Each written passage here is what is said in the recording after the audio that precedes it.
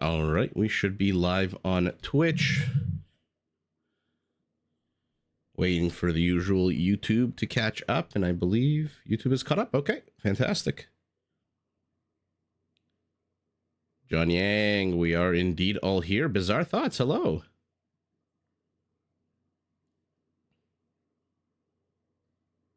Killing time watching Malaysian street food videos. That sounds awesome.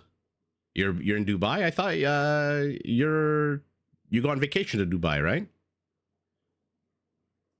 All right, we are live across all platforms. Well, across both platforms. Cat, hello, hello. Audio has a weird echo.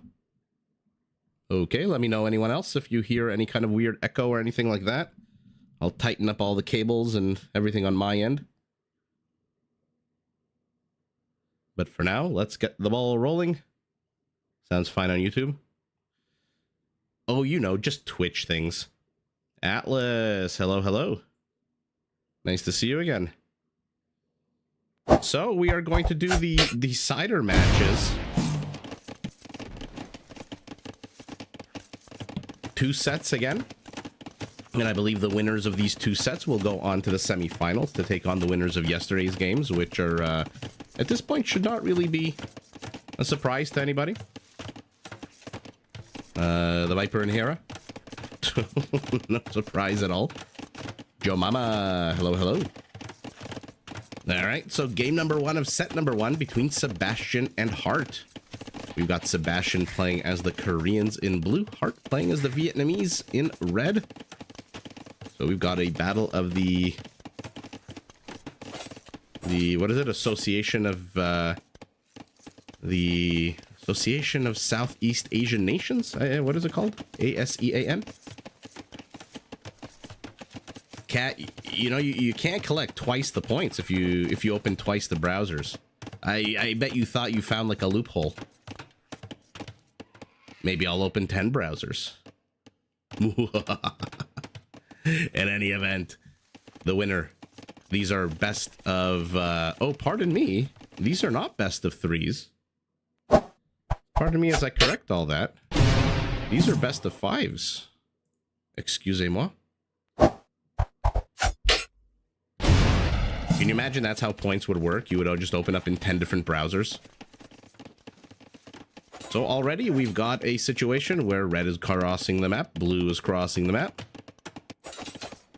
2 good archer civilizations on a map where there is a lot of wood in the rear position and not a lot of wood elsewhere. In terms of total wood, not that much, 111,000. So what will prevail? Will it be the cheaper wood costing Korean archers, or will it be the, on the whole, better Vietnamese archers?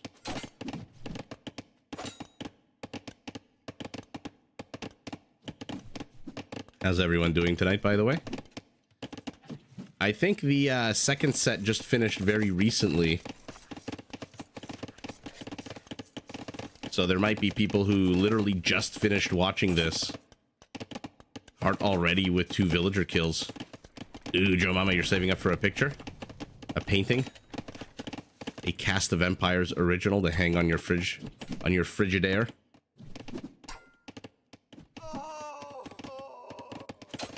Ooh, he's going for a 30, gets her. And then absconds the hell out, but will he go for another villager? Absolutely not, but he runs into a few skirmishers. How bad are these, the HP on these units? 2 of them are basically dead. Well, there you go. 1 spearman, 2 scouts. And down they go. But you know what? They lived a good full life. They killed 3 villagers. They gave our Vietnamese an opportunity to go expand onto the water. He is going to contest it with a fire galley. Our Korean, not so much. Remember, ships also get a nice discount for the Koreans. I'm not too sure the Vietnamese have any water-related bonuses. Turtle fights. This is the only set you watched? Oh, no. Well, we've got one more after this one.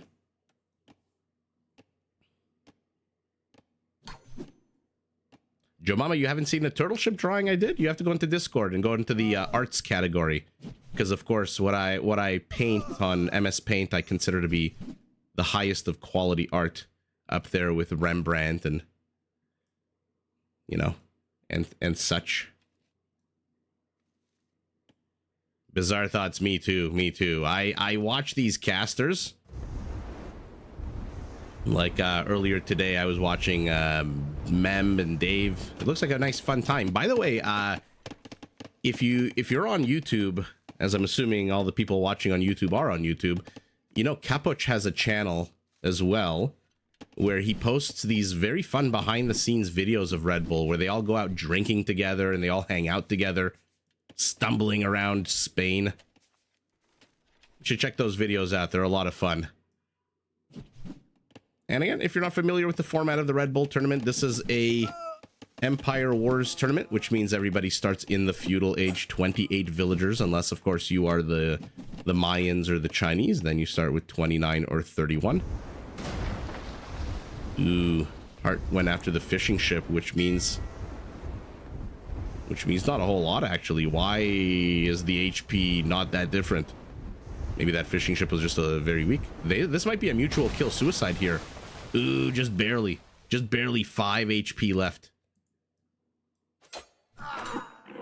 Now skirmishers undefended have absolutely no way to deal with this. Are there reinforcements from blue? Nope. They are not coming at all, which means these skirmishers are on their own.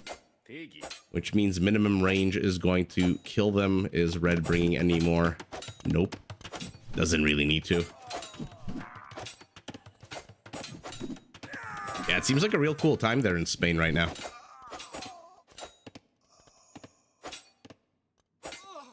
And the last of the skirmishers falls, and all of a sudden, Hart takes a 3-1 kill lead, and including 6 villagers. So he's only ahead 3. He's going to hit castle after Sebastian, but a few seconds after Sebastian, who realizes that, hey, this isn't walled in at all, and now walls it in. And is also attacking a fresh fire galley, with a fight he's not going to win in there.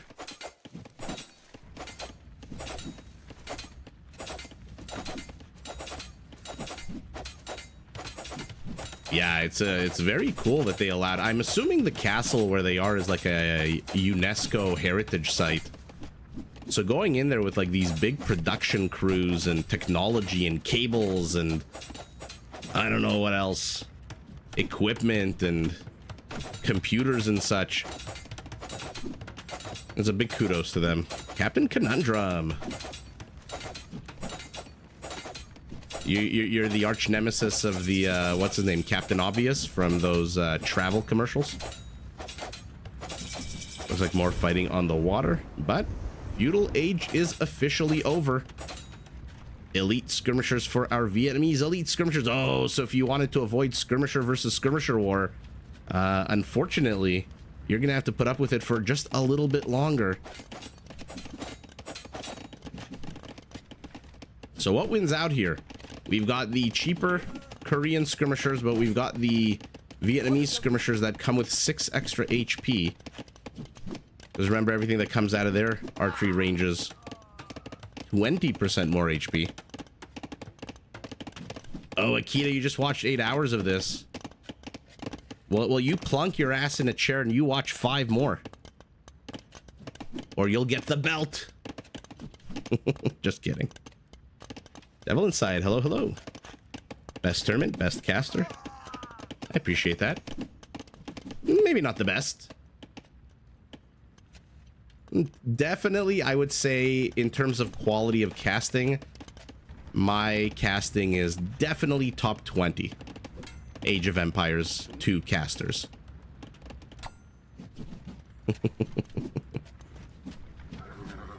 Akita, where did you watch the tournament? Did you watch it on the Red Bull official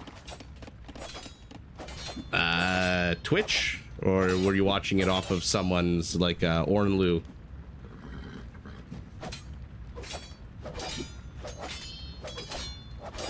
Glitchy scout, don't do drugs. Water battle, still not one, but cat, look what we've got. We've got a turtle ship.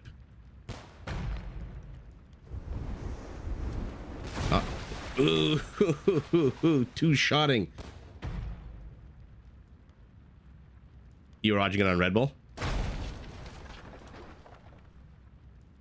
Oh, they're so slow, the turtle ships. They're so slow, but they're so powerful. It's so much fun to watch.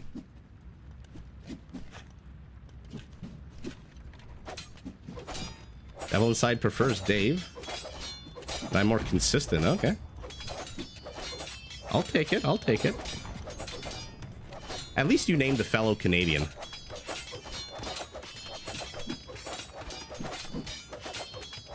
Joe Mama, top 20. How many AoE casters are there out there? Probably like 10. that was the joke. That's why it took me like half an hour to come up with the number, because I was thinking in my head, okay, Dave and Mem and T90 and Ornlu and T West and Grathrang and everyone else.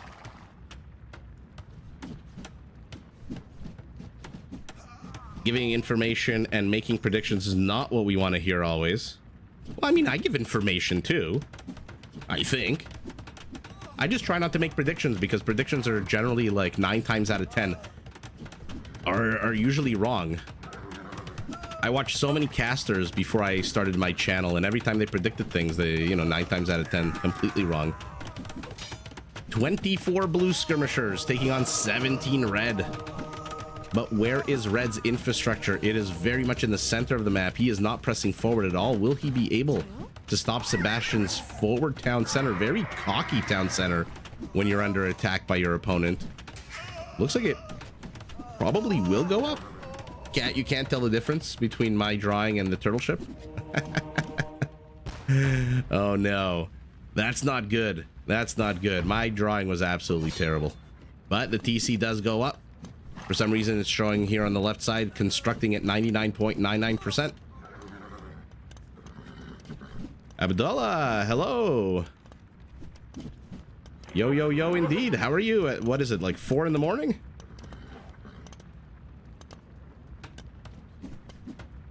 Dylan, you feel like turtles are technically balanced?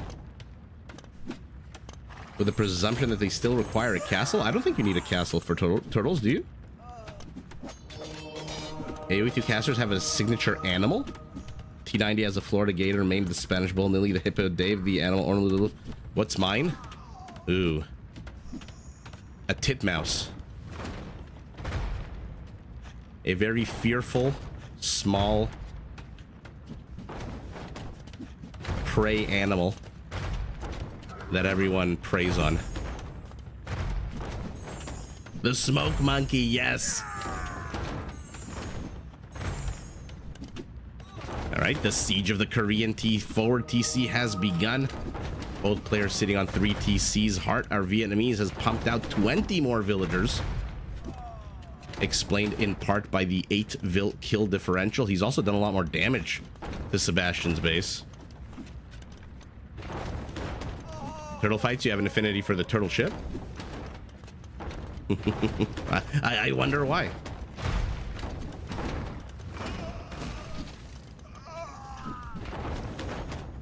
All right, 1-to-1 Mango. Are you training another one? You are training 2 more. I mean, taking on mangonels with skirmishers is probably the last thing Sebastian wants to be doing right now.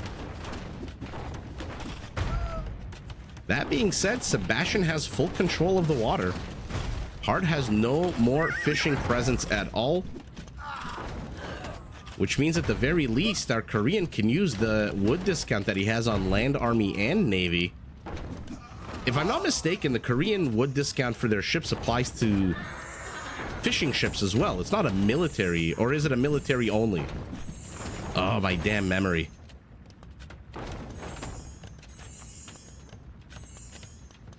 Is it only military ships that get the wood discount for the Koreans? Okay, Sebastian. Sweetening the pot here, but loses a monk. He's going to outnumber his opponent 2-to-1 for about 5 seconds.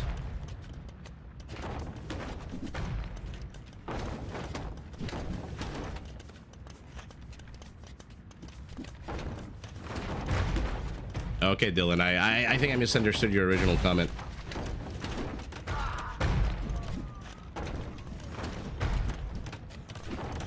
Abdullah, it's only military? Okay.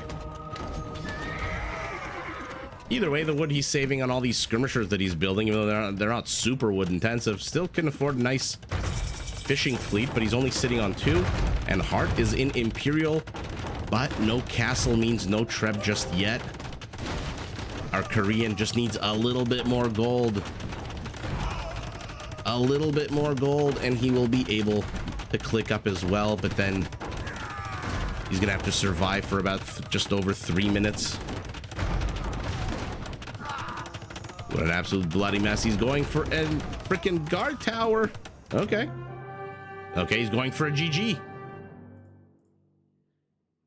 A bit of an early GG, if you ask me. I mean, I get your opponent's an Imperial. I get you just got a castle up, but you've got the resources. I mean, even if you lose this town center...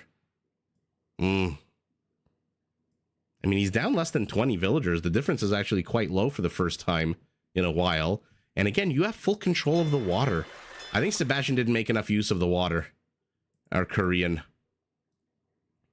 But a relatively short game, 24 minutes in. I echo you, Cat, saying no. But when your opponent's an Imperial with a castle breathing down your neck, although again, not the most aggressive of castles. Not the most aggressive. Now you have to factor in the training time of a trebuchet, the movement, the packing and unpacking, the firing. Is this a valid GG, or did he GG a little too quickly? I don't know. His eco upgrades are not terrible. His villager count is not terrible. And again, he has control of the water. Tilted and low confidence? Oh, could be. Although Sebastian's probably... Why does Sebastian have low confidence? Yeah, I mean, it makes sense. You want... Maybe it's not a matchup he really wanted. So, cheaper skirmishers lose out to thicker skirmishers. And I guess now you're also facing possible Imperial skirmishers. And so who the hell wants that? And that's basically all he went. Our Korean went full skirmishers. Interesting. Peak APM 7 minutes in, 6 minutes in. I can't imagine the economies are that different. 6,000. Yeah, about 20%. 2 relics. A little bit more stone, a little bit more gold. Food. Again, surprised with food when he had control of the water. 1 conversion. Total kills. 12 villager kills to 3, not the end of the world. 105 kills to 69. Whatever. It is what it is. Yeah. Vietnamese and Imperial is a scary frickin' civilization. Who's kidding who? But I just feel like the placement of these structures are not that scary. The threat is there, but it's not really pressing. That being said, did he even click up when he GG'd? Yeah, he had just clicked up. He's about 13 seconds into researching Imperial, which means he needs to wait 3 minutes before he can get up there. He's got a good amount of wood to place down some more infrastructure. But look at this, only 2 archery ranges. That kind of sucks. That really sucks. But your opponent's going skirmishers too. I mean, skirmishers, I was going to say they don't end games, but I guess they do in this case. In any event, game number 1 is over. We move on to game number 2.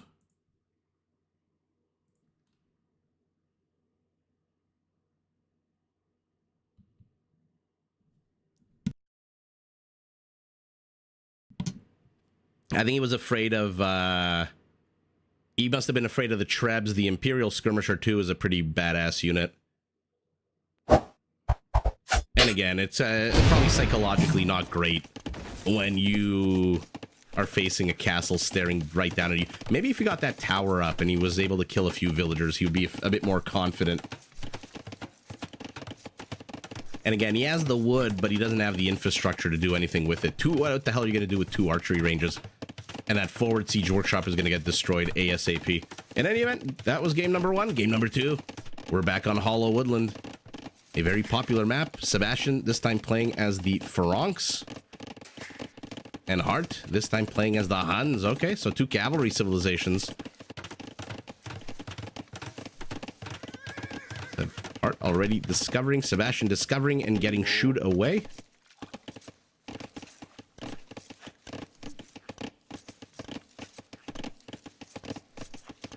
Yeah, I mean, no, good point. It's 3 minutes into Imperial and then researching the techs.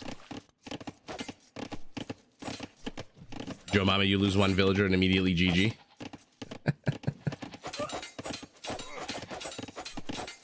Best of 5, first game of the series. Not enough stone to counter castle. Yeah, I suspect it's more of a psychological thing. But with this much money on the line, this is what kills me. It's not like a $500 tournament. What's the first prize in this tournament? Like a good healthy 5 figures. Don't you want to die? Don't you want to, like, just, I don't know, sacrifice every last villager, every last warrior, loose every last arrow, swing every last sword?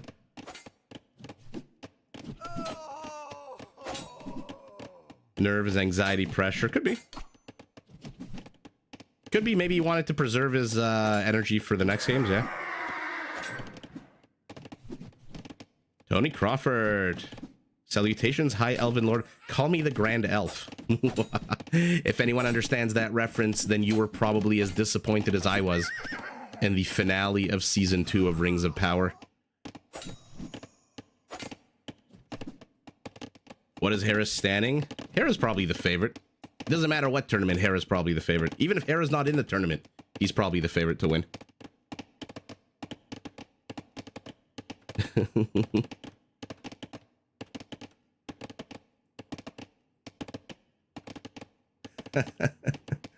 All right, let's take a look at what the players are doing as small little armies engage in the center of the map.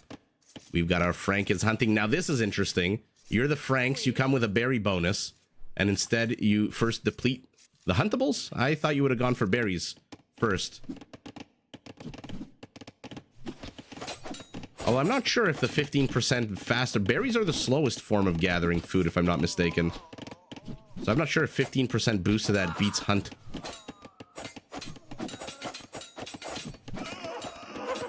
You weren't invested? Yeah, I unfortunately invested because I just like the whole Lord of the Rings theme, but man, oh man, it was disappointed.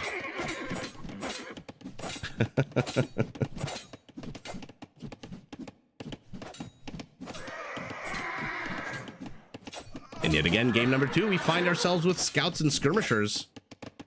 I really hope all 3 games are not just scouts and skirmishers. Although I am loving the feudal age commitment. You can't write Larry off. He's the winningest player in Empire Wars. He was consistently beating Hera during ladder qualifier. Well, set number 2 is with Larry, so we'll see whether or not he beats Tato.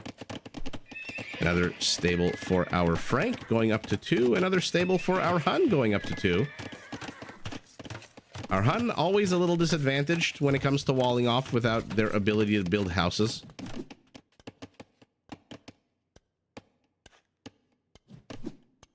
The Numenor arc delivered nothing. It delivered absolutely nothing. It was a complete waste of time. Eddie, it has been a while. Welcome back. The Numenor arc did almost nothing in Season 1. Season 2, it did even less than nothing.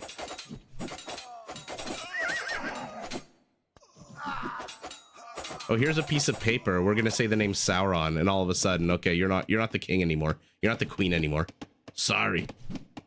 That makes sense.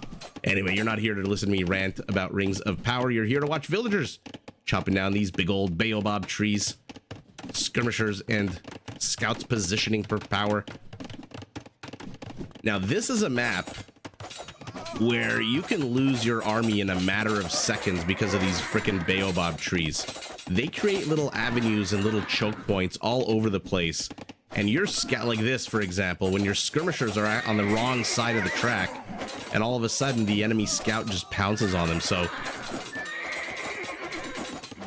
taking a fight in the center in this big open clearing is probably the best bet for cavalry and skirmishers.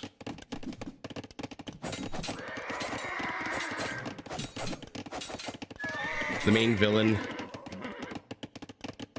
had a good build-up and a better reason to root for. Yeah, honestly, the Sauron was probably the best character in the entire show in Season 2.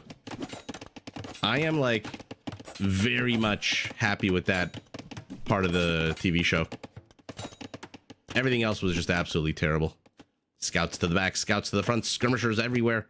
49 to 48 population, wheelbarrow for our Frank, who I'm hoping is finally taking berries. There we go.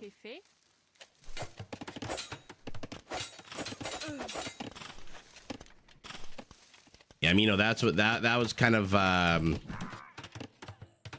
tangential to my point, is that because there's so many of these little choke points, your micro has to be so good. Again, otherwise this happens where the scouts just run a little bit too far forward, and then all of a sudden the scouts are dead, and now your skirmishers have to get the hell out of here and travel all the way across the land. David Hill, thank you so much for the $5 super chat. I just spent 3 hours writing Java code. No crueler punishment exists. Well, watching my live streams might be a crueler punishment. Dum dum dum. Thank you so much for the super chat. Bizarre Thoughts, that is indeed a baobab tree. One of my bucket list items in life is to see one of these in real life. They're just so gnarly. And here we go. Now it's Yellow's turn to get caught out of position, and our Hun pounces. But again, lots of little choke points. Bloodlines for our Hun, no bloodlines for our Frank, which is kind of screwing his scout units. Because instead of 28 HP, they just get 9 extra HP.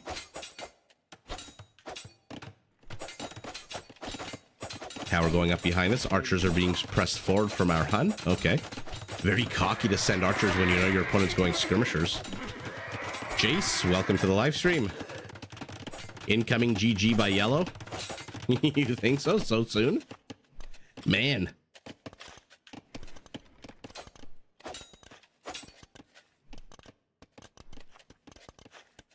Ooh, Dylan, where are you getting this information? Is this all coming from your head, or is there like a website where you're finding all this? Hart's got double the army count. He's ahead 6 villagers. He's entered the farmlands. But he's taken a moment. He's taken a breather to attack a farm. Damn you, 60 food, he says. Right down the shitter it goes, and now he's attacking another farm. So this is giving Sebastian an opportunity. And all of a sudden, he's not down 8 army count anymore. Now he's down just 5, 6. But he's discovered the back. And he is going, he's looking for villagers, but they've already left. They've absconded. Will he go left or right? He goes left. Will he catch the villagers? Look at him. Look at him spreading it. Spreading the scouts. One goes to the left. It doesn't go far enough, but he sees. Does he see? Does he see? Does he see? No, he's not paying attention. Hart missing an opportunity to go after these villagers. He could have easily gotten a bunch of kills there. Oh, damn, Dylan, that's crazy. Like, good crazy. That's really impressive.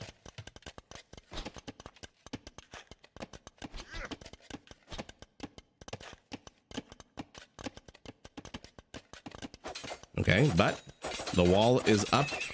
Not over here, though. Scouts are hanging out. Not a lot of HP on them. No surprise, they do not want to engage into a fight. This scout's still scouting the back, but unfortunately... Oh, unfortunately for our Frank, he's putting them on wood duty. Not too sure he needs that much wood. Going 4 scouts at a time. But the tower is up. The gold is safe. Sebastian's sitting on 900 gold. Hart sitting on 300 gold. No one has any food to speak of. Ooh, he's getting real close. He keeps looking. Oh, he doesn't expect it to be right in the corner, but now Sebastian's attacking the rear. Oh, the lemon bushes are incredibly beautiful.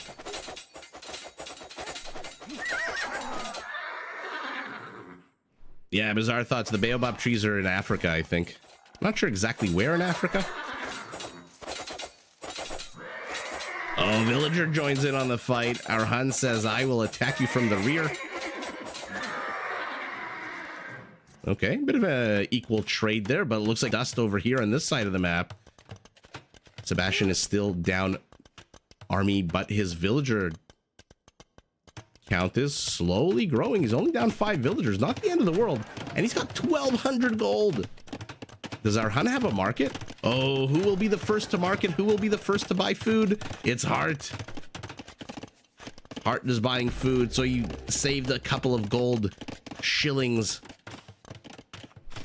Or whatever the Huns used. What the hell did the Huns use as an economy?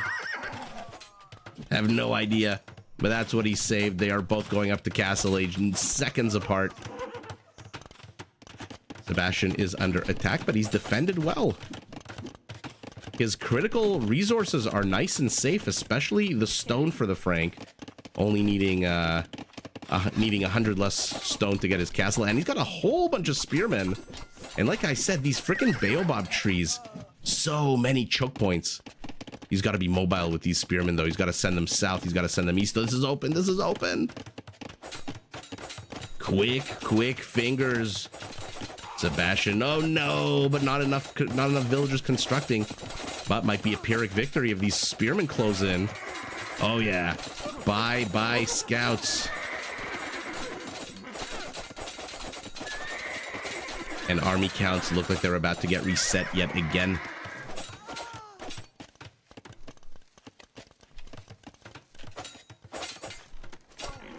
Denarii? Oh yeah, true. Shillings or silver? Villagers take matters into their own hands. Blue, by the way, still has not seen this corner of the map. But the non-stop aggression out of our Hun, who will be in Castle Age in 10 seconds. What will our Frank do? Where are the knights? He's got the gold for it. There's the first knight for yellow. Light cavalry for blue. Okay. Oh, he's killing so many villagers, though. The spearman trying to catch up, but honestly, he's just 13 villager kills ahead right now.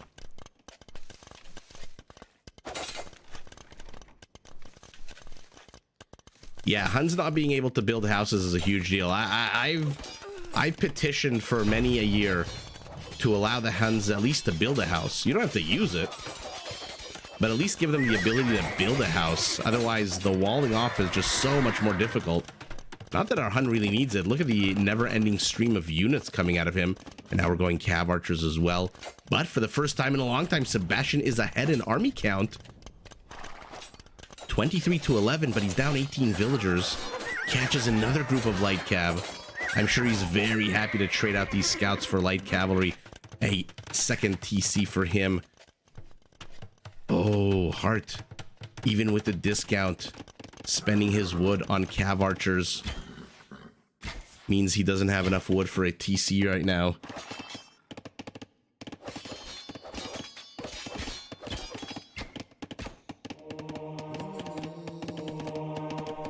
Another TC for our Frank. I thought maybe you would have wanted to put it near the berries. Like, this would have been a good location for a town center. This would have been a perfect location for a town center. But Sebastian is circling to the south, to the north. Now it's his turn to get villager kills. He's down 5 to 20. Oh, make that 6 to 20. Upgrades on the knights, +1/+1. And now the knights are actually on equal footing with Bloodlines knights. Okay, 7 villager kills.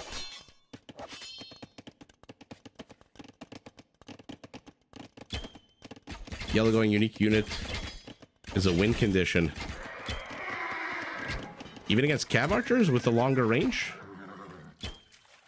I guess if they could catch them out, the melee attack will wreck the cav archer. We've seen Gabetos absolutely destroy cav archers. Oh, the knights got in the way. The pikemen not able to close. Petroleum Crusader, hello, hello. Didn't they used to be able before DE? I remember vaguely something like they'd build houses to get popped but wouldn't lose. Ooh, could they? Not sure.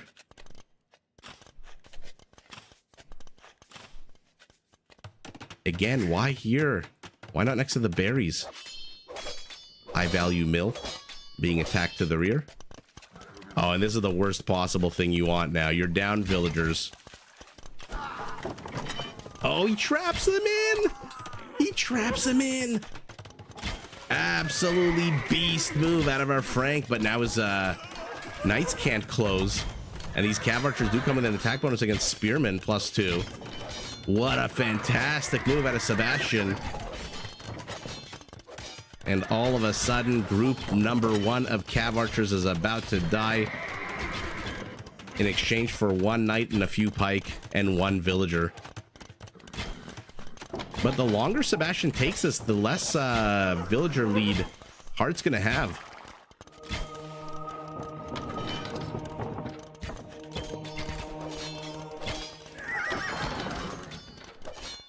Cavalry Archer destroy the Axeman, the Taxman. I would imagine it depends. If the Axeman can close, then the Cav Archer's 0 melee armor is gonna absolutely mean nothing. But if the Cav Archer can run around with its 6 range and faster speed, it'll be very difficult for the Axeman. The throwing Axeman. Oh no, he's parked himself underneath a TC. Why do you do this? But not a lot of villagers inside. Actually, 9 villagers inside. Oh no. Run inside, run inside. Hide, hide, hide. Okay, 1 villager for 1 Cav Archer, discounted. Finally, another TC in the forward position. He got one in the back as well. Villager lead is slowly diminishing here for our Hun.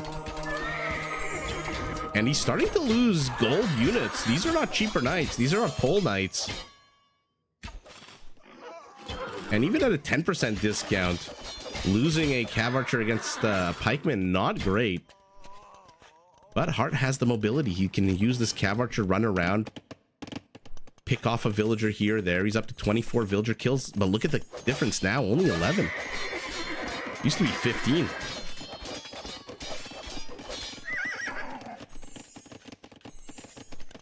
The tax collector. The Axeman. Yeah, that poor villager. I feel bad. The life of a medieval peasant. Oh my goodness, somebody is revving their engines in my parking lot. My parking lot is like a Walmart at 2 a.m. Just attracts the worst possible kind of person. 26 army count. Now Hart all of a sudden has a massive army count lead. 2 monks. I'm assuming, hoping it's for relics. I'm hoping it's not going to try to convert Cav Archers that can dodge in, snipe, and dodge back out.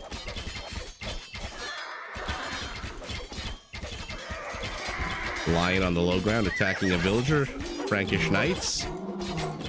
I mean, Sebastian is just kind of throwing his army away here. He's walling himself in now with stone gates.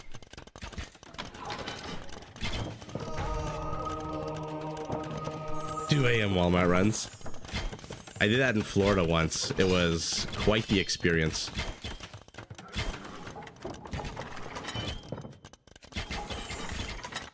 Ooh, Paladins versus Imperial Age Cavalier. Cav Archer. Let's see Paladins versus Paladins. Who's kidding who? What's 12 extra HP between friends?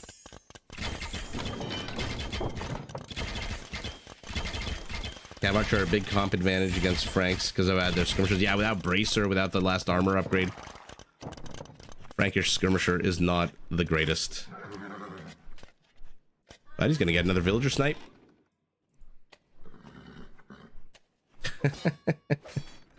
Petroleum, you're getting very philosophical.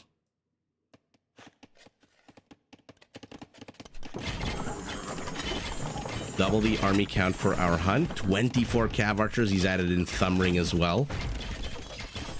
Oh no, Scorpions. Ugh. I am not, in case you couldn't tell by my I am not the biggest fan of Scorpions in this game. As good as they are in pro players with zoning out enemy units, I'm not the biggest fan of Scorpions. 36 villager kills. All of a sudden, in the blink of an eye, Hart takes a massive villager lead. 26 villager lead. Andy's castle dropping. And actually, the army count for our Frank is not terrible. Is this game going to go the same route as game number 1 with a castle drop in Imperial? In come the knights. Where are they going? One gets converted and dies immediately. Oh, the castle is up. The castle is up and the knights are getting demolished. Villagers, 17 villagers inside. Ouch. Ouch, ouch, ouch. I'm gonna take your gold, I'm gonna take your wood, I'm gonna take your land, says our Hun. Double market. What the hell is the point of this? Triple market? Oh, he just doesn't want... He doesn't want his opponent to build a castle. Hilarious moves out of heart. Well, it lasted a little bit longer. But game number 2 also goes to heart with a castle drop and a construction denial. Wow. I mean, Sebastian off the back of 4 town centers. If you add back the 23 villager difference, he actually is pretty much sitting at the same villager count. But that is hilarious. Hart saw the villagers moving out. He sees the villagers moving out. He doesn't know where the castle's going. Oh, but look at that. Look at that. He's making them go around. Now we know it's going up here, but he doesn't. He doesn't need to know. Amazing. Amazing. A little bit of wood here and there. And then the cav archers come and snipe, which means even if you try to start constructing the castle, you are not going to survive with those villagers. Wow. Scouts to scout, knight to cav archer. And again, what did I say yesterday? It seems like the theme of Red Bull Wololo this year is whoever gets the most villager kills ends up winning every single game. I mean, again, it's an asinine thing to say. It's a good strategy. But holy moly. Does it matter if there is or not if there's free will, or does the intention to use free will more important? John, that is beyond my my casting abilities. Peak APM 19, both of them 19 minutes into the game. Economy is a lot more similar in this game. Food and stone, wood and gold. 4 conversions, 3 raisings. Kill count also not too dissimilar on the whole, but villager kills, again, 23 more villager kills. That's a pre-doubt castle. There needs to be a name for what Sebastian did here with, or what Hart did here with this denial of construction. And Sebastian must, I mean, this is 2 games. He must be sitting there so frustrated out of his mind. First game with the castle Imperial, second game, now his castle can't even go up. Finally has the stone for it, but nowhere to, what is the exception? All dressed up and nowhere to go. Well, there you go. The Hun just out villager killed, outmassed. At the end of the day, it's 31 army count to 1. And we enter game number 3. Myra, hello, hello. Hart's aggression is just next level. He doesn't take the pressure off at all. It seems like it. Absolutely seems like it so far. Well, I'm assuming we're going to get to see some cav archers out of these 2 civilizations. Hart playing as the Tatars in blue. And Sebastian playing as the Magyars.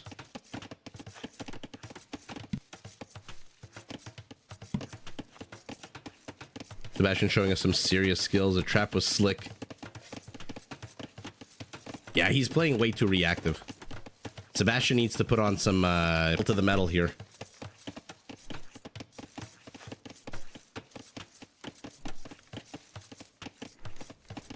Okay, gets shooed away. So let's take a look at the map. We're on Depression. Actually, a map, if I'm not mistaken, that I have not casted yet. So let's take a look at a bit of a Mickey Mouse shaped, well, depression in the middle of the map. Let's take a look at the resources. Decent amount of stone, above average amount of gold, decent amount of food, decent amount of wood. And what are the players starting with inside of their various depressions? We've got stone and gold, 1 patch apiece. And then there's just a bunch of pockets strewn about all over the map. Bunch of geese and deer. All these extra geese are actually pretty good for the Tatars. Remember, each one of these herdables, instead of 100 food, contains 150 for the Tatars in blue. So we'll see how many of these geese Hart decides to take. And then in a move that comes as a surprise to absolutely no one, we are yet again going scout play in the feudal age. Look at all these deer. Mongols would be, Goths would be fantastic on this map.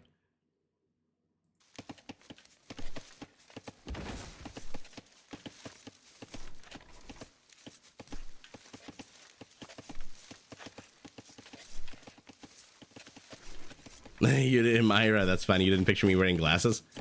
I have very, very slight need for glasses. I think it's my vision is like minus 0.25 and minus 0.75 in the other eye.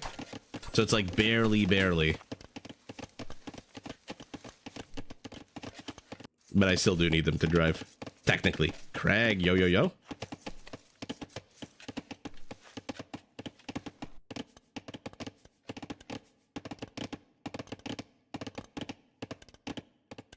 Yeah, John, I don't know about the discussion of free will. Like I said,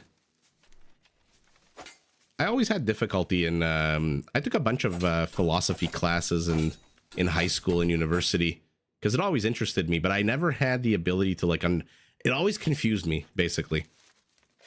My mind is not really built for abstract concepts. I'm more of a concrete sort of.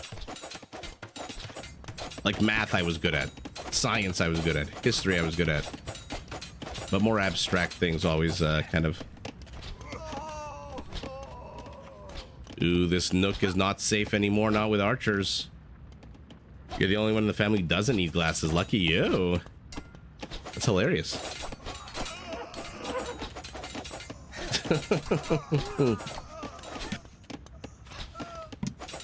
I'm assuming my vision will get worse as time goes by, but so far, knock on wood, it's been holding steady. Hart doesn't see himself as a Larry-type player who piles aggression on aggression. He says that he's bad at defending like how Hera manages. So he tries never to lose the initiative, even when putting foot on the neck. Interesting. Well, he is putting on some aggression here on this side of the map. Trying to take fights in this big open clearing next to these rock piles. Oh yeah, John, I should have clarified. The more abstract mathematics stuff was always like I couldn't do it. Like the super basic, simple, easy stuff I could do, but the more abstract level, I just for some reason can't wrap my head around those things. But they're always fascinating to me. I just never was able to make much of a contribution. Got a wolf in the middle of all of this. We've got an expansion to the rear. We've got 3 expansions to the rear for our Tatar. 2 for our Magyar, who's abandoned his 3rd. And with a decent amount of stone on the map, I don't see towers as being that risky of a play. Where did Blue put his tower up? Oh, there we go, next to the gold. Surprised it's on kind of the middle ground, not the high ground. But with only melee units out of Sebastian, I don't think anything's in risk here, especially not these lumberjacks who are safe and sound. As he dive bombs in, let's see if we can get any damage. Nope.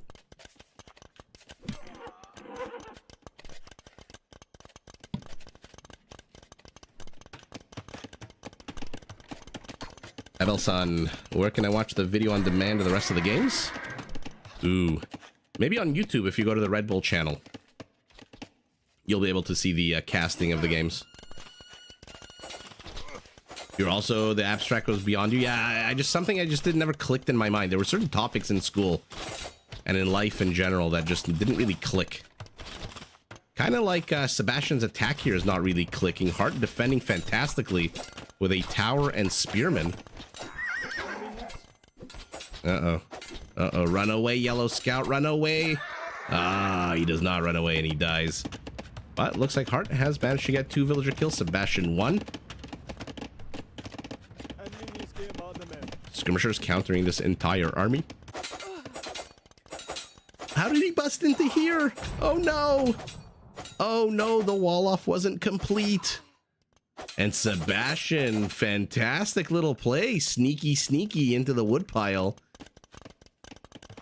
Catches out 4 more villager kills. All right.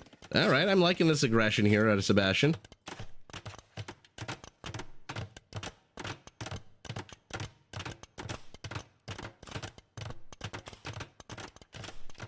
Lost 4 for 1 villager kill. Yeah, not great.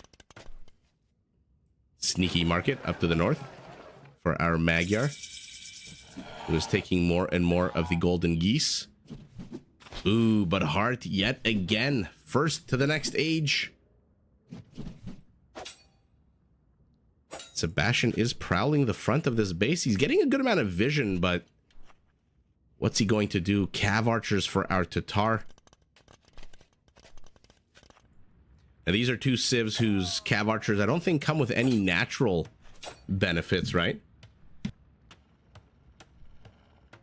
I think both of these need castles to get the extra armor for the Tatar and for the range and attack for the Magyar. Although the high ground Tatar feature is I guess a natural built-in bonus to every one of their military units. I'm trying to think. I don't think these cav archers for either team, either civ, get anything natural.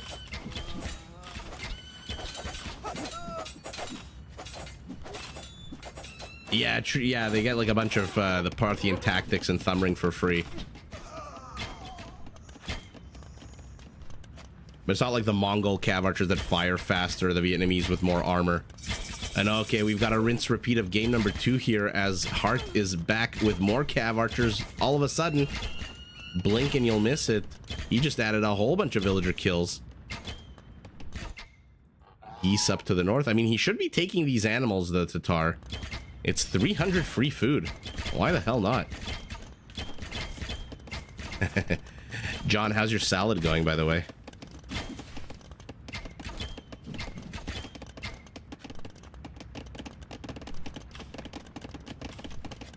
Ooh, do the Tatars win late game? I mean, it's hard to bet against Magyars with +1 attack and range, but that attack is at least nullified by the extra armor from Silk Armor. I don't know. I just slightly favor the Magyars in a late game matchup between these two civs. Although, to be fair, the Tatars do have the ultimate anti-mounted unit with the Flaming Camel, which they can now train in Imperial whenever the hell they want out of a siege workshop.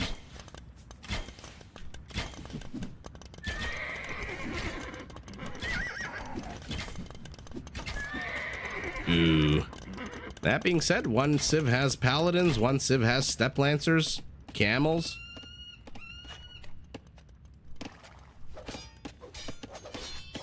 Ooh, counter damage be damned. I'm just gonna swarm you and he gets it. Army counts identical. Hart yet again. Villager lead by virtue of all the villagers he manages to snipe. But this time Sebastian's left a home guard. 6 kills on these 16 skirmishers. They're at a +2 attack and range with Bodkin. They should be pretty damn good at defending. This is not a big base. And he pops them in, pops them out to make them even better. Oh, nice splits.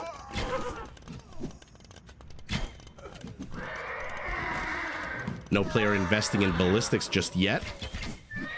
Although right as I say that, I look up at the top right of my screen and I see Sebastian is for his skirmishers.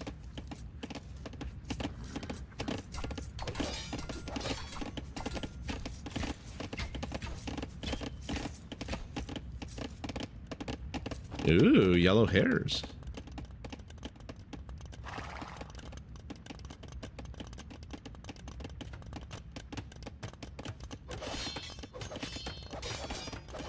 Theory doesn't matter. Heart performs better. Yeah, the free melee attacks. Plus, I mean, the Magyar Hussar is a very underrated Castle Age unit. I'm waiting for somebody to come along somehow and create a Red Phosphorus style build for the Magyars that makes the Magyar Hussar a viable unit in Castle Age. Because the base attack of a 9, the attack bonus against siege, it's a potentially deadly unit in Castle Age. You just have to get there. I'm hoping somebody makes some kind of build. All right, the players disengaging from one another.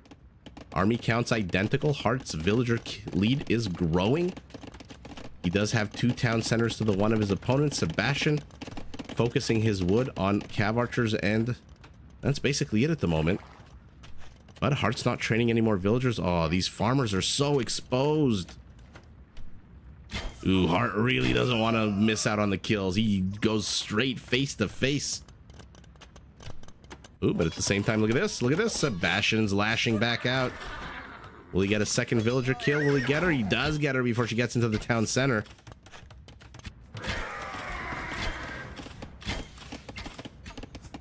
Bloodlines for both players. Hart finally realizing, hey, why my Cav Archers missing so much?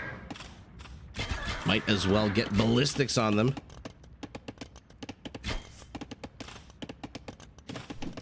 Magyar does have a smaller army total, but his army here is much bigger.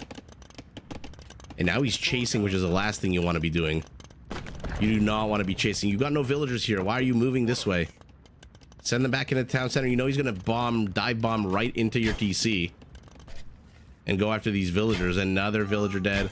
I love that Hart went after the further villager first. What a boss move. Dipping and dodging. Somebody take the freaking high ground. I'm looking at you, Blue. You're the Tatars. You do 50% more damage. Take the freaking high ground. I mean, at some point, Sebastian's going to have to mine a little bit of stone and put up some towers so he can move out with his skirmishers, because he is getting just outrun all over the map with the Tatars' mobility here.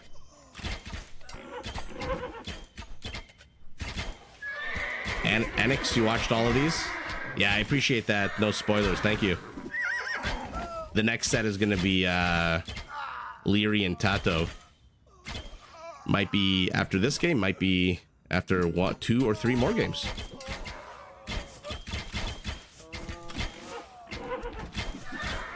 Yeah, Cav Archer very much the sexy unit right now. Oh, look at that. The Tatar on the high ground. Who would have thought? 24 Cav Archers to 10. Sebastian is down 21 villagers. And yet again, the rule of thumb, he who kills the most villagers wins,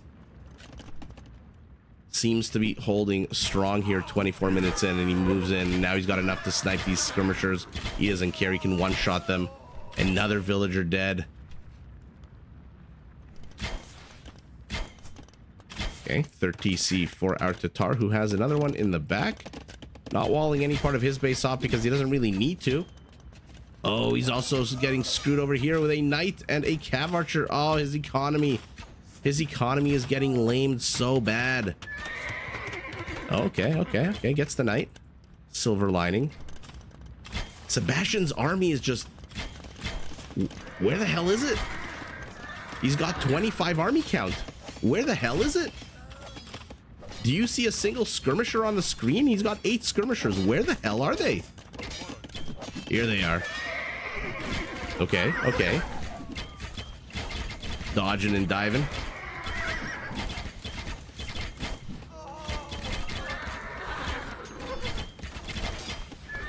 Awful play. At the very least, Sebastian should put up a few palisades. Yeah, exactly.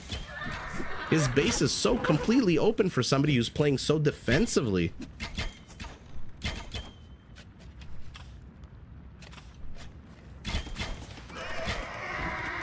You know, you love writing smiley face on YouTube channel? Okay. Smiley face is nice. Come on, Tatars. Stop taking the low ground. Such a pet peeve of mine when the Tatars don't take high ground. You are missing out on such a powerful feature. There we go. This is not a fight Sebastian needs to be taking either, by the way. He's now getting thumb ring. I think our Tatar already has it, yeah. And the players disengage. Army counts identical, but he's down 40 villagers. I think Hart is just... I don't want to say this because Sebastian is such a good player, but again, he gets caught out with a couple of units here and there. What the hell? Hart is just outplaying economically and militarily Sebastian in this set. Oh, it's writing Kappa. Got it. He's just getting outplayed. Now he's adding in elite skirmishers because I'm assuming he wants to start going up to Imperial. Ooh, but he's housed. Housed 50 population ahead of his opponent. Not bad place to be housed at all. Jen, good evening. Ooh, one distraction cavalry archer running around until he gets got. Now, this might be a fight that ultimately decides the game because, I mean, Sebastian is just taking such a bad engagement. When you're down this bad, I mean, he must be looking at the scores. And you keep getting attacked and losing, down 26 villager kills. You can't take a 1-to-1 fight.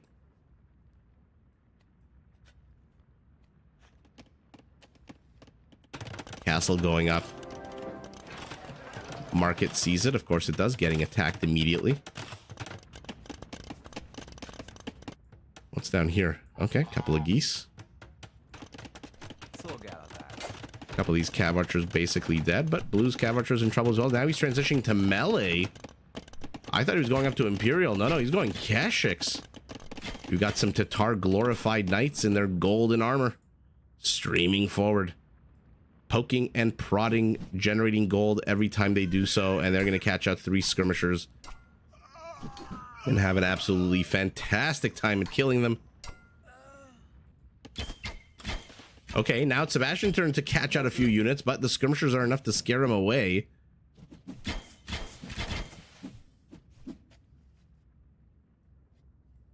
Oh, goodness gracious. I mean, you're going to research silk armor, right? At some point, if you're gonna go cav archers.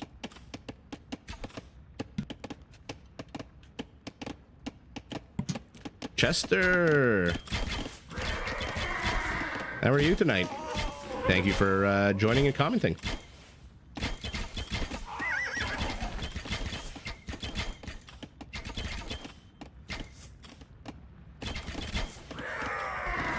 Okay, looks like Sebastian is finally on the aggressive. Oh, he might catch out a bunch of villagers here.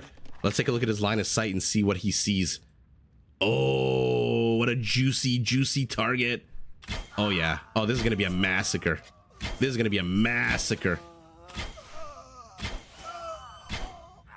2 survivors, 1 survivor out of all of those villagers, and he doesn't even up the vill kill count, but at least he gets a little bit of revenge. At the same time, Blue has seen the expansion to the north. He's attacking into the south.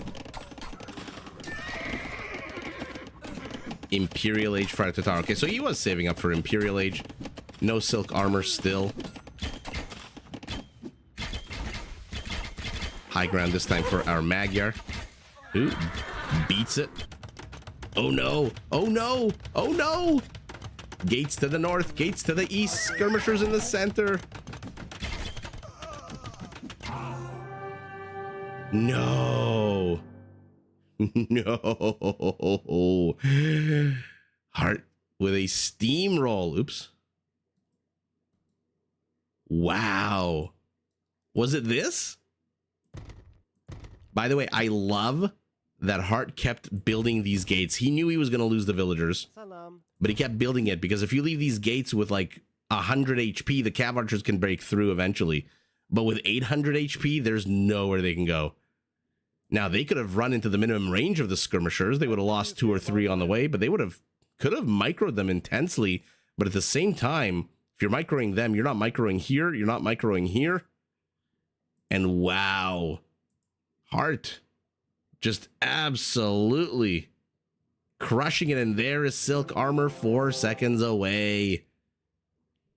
Beautifully played out of Hart, all 3 games. How is the army count the same? Yeah, it's funny because at the end of the day, Sebastian actually ends the game with more cav archers than Hart. Unfortunately, Hart just trapped him. And Sebastian says, you know what? Okay, fine. Not my day, not my tournament. And it is just GG for our Magyar in yellow. And it will be Hart who goes into the semifinals. Will he face off against Hera? Will he face off against the Viper? No idea. We'll find out tomorrow, I guess. Cav archer to cav archer, skirmisher to skirmisher, spearman to scout. 29 minutes in, 23 minutes in, peak APM. All 4 resources going to our Tatar, who has 10,000 more resources. Wow. You're not surprised anyone who can take a game off of Hera can dominate? Agree 100%. No conversions, 10 raisings. But the kill count in a very dyslexic, unfriendly manner, 132 to 123. And to make it even worse, 42 to 24. Ouch, that is a hard number to read. So Heart with more total kills, but it looks like more military kills for our Magyar. What a fun map. Not a lot of safe spaces on this map for villagers, unless you want to wall yourself in. But there's a good amount of stone. There's still 8,000 stone left. I feel like both players underused the stone on this map. I feel like a few well-placed towers for Sebastian could have secured his base a lot better against these never-ending raids of Cav archers. Crazy. Nobody went for stone at all. Wow. Well, that was the first set. Bear with me as we go into the next one, and Hart takes a well-deserved 3-0. I mean, I love Sebastian's gameplay, but Hart just outplayed him in this time. And bear with me as I just make sure the players' names are correct.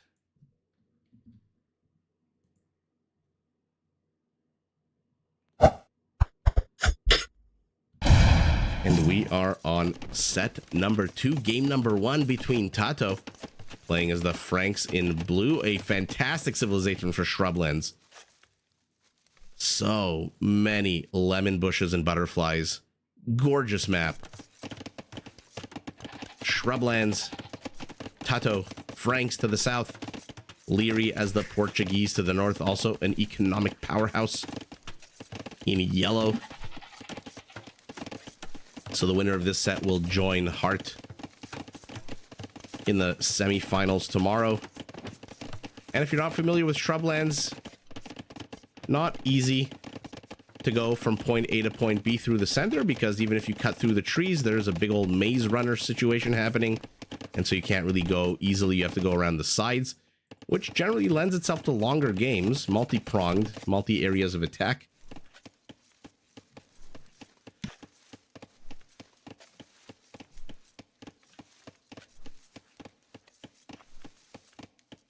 Sorry, I was coughing my lungs out. Are we going to get to see a Leary micro war? I hope so. Almost down for a micro war. So, a bit of enclosed map style, but again, look at the berries. The Franks should just absolutely have a field day. One thing I love doing on this map at the end of the game is counting how many mills our Frank has. Cat is rooting for Tato.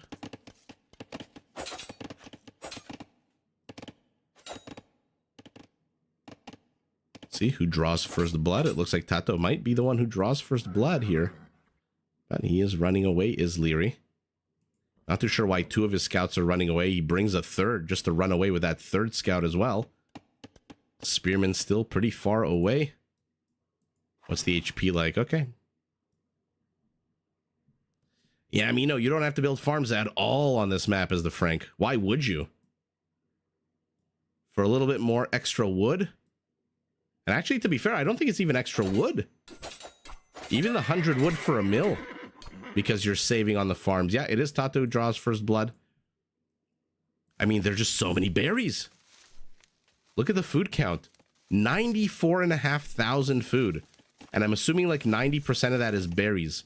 There's a few zebras around the map, but I'm assuming like 95% of that is berries.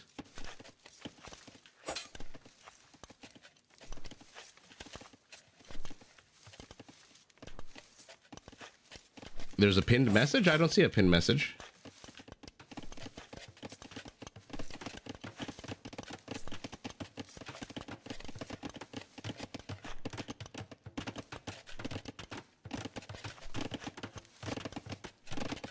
Ooh, John Yang, you know what? I was looking into Legos as an investment.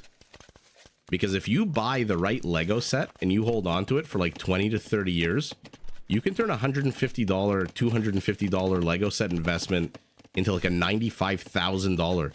Check out what some of these unboxed Lego original Star Wars from like the 70s and movies from the 80s, the unboxed Lego sets for like a Star Destroyer or the Millennium Falcon, they go for a ridiculous price. So Lego is actually a pretty damn good investment.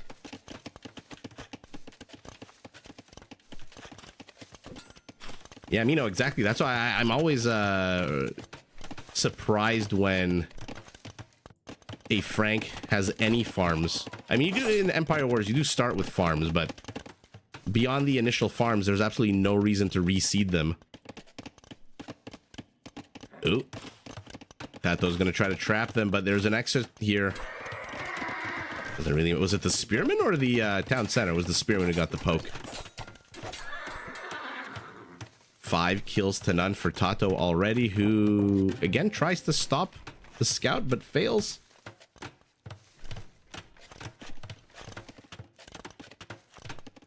You got a Pikachu model, Lego Pikachu model?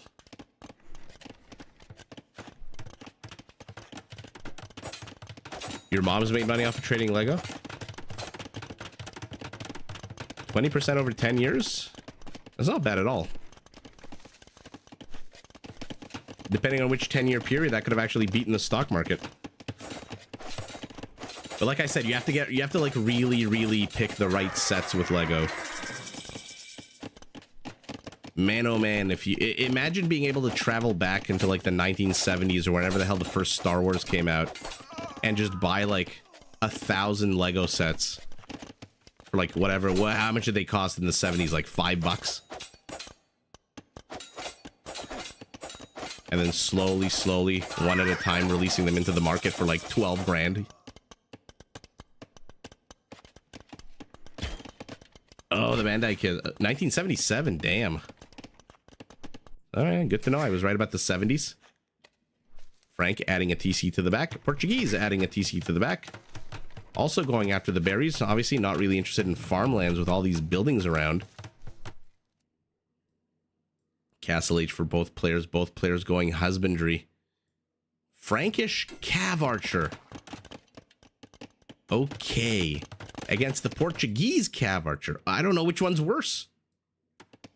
Which one's worse? If I'm not mistaken, the Portuguese don't even get heavy Cav Archers, right? Where are you? Yeah, they don't even get heavy Cav Archers, whereas the Franks get heavy Cav Archers. But they're missing so many upgrades. I don't know what the hell's going on here. I mean, sometimes the pro players just commit to these metas, these builds, and it's just hilarious to me as a caster. Yeah, John, I'm telling you, Legos are like they're like a very niche investment. But if you make the right picks, it's like sneakers.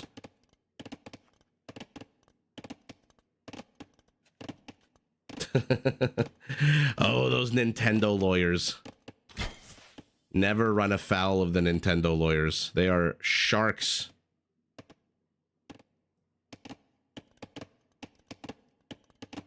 You know, I can see that happening.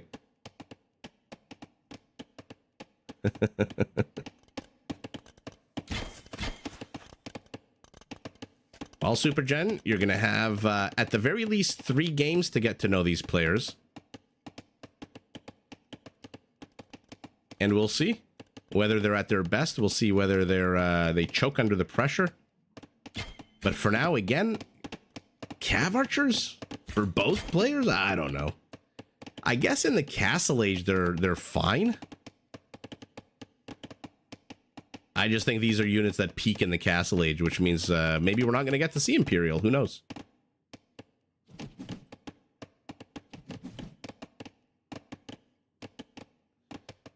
Where are you going? Trying to run off the edge of the world. So Tato, again, what is with this Cav Archer? I need to follow him just in case he tries to pull that shit again. Now these guys are trying. Now he's running off the edge of the world. Oh, Age of Empires. Can you imagine? Can you imagine the confidence of naming your game Definitive Edition when it's still so full of glitches? That's like having a car and calling it the ultimate car. This is the peak apex car. There will never be anything better than this in the history of humankind. This is the final car that humanity will ever develop. And then it like breaks down 5 minutes later. That's what Definitive Edition is like. Oh no, oh no, oh no, Tato, 7 villager kills. And he has ballistics, 8, 9, 10, 11.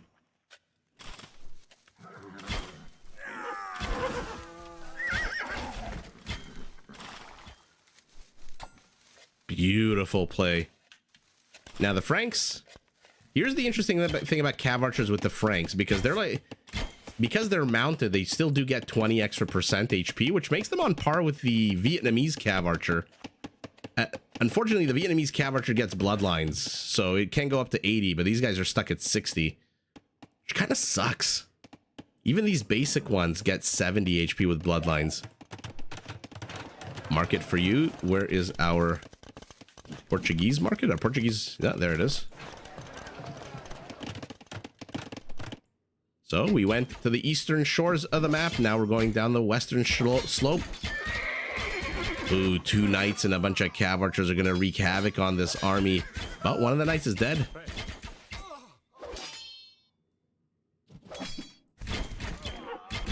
Looks like blue's on the high ground here. Speaking of Cybertrucks.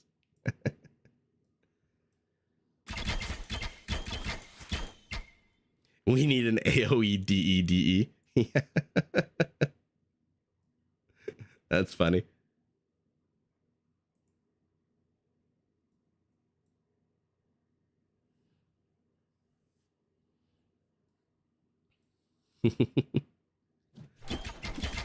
All right, engagements in the east. Engagements in the north, where even a lion has decided to join in. I'm gonna click the lion to see if he gets any kills. Damn you, lion, where are you? No kills for the lion. Will Leary kill him? But that was an absolute fantastic get for Leary. By the way, Leary takes the northern battle. Leary takes the eastern battle. And now he's pincering this Frankish base. He's ahead 14, 13 army count. He's ahead, actually, no, pardon me, he's down 6 villagers because Tato's been running around sniping these poor Portuguese villagers.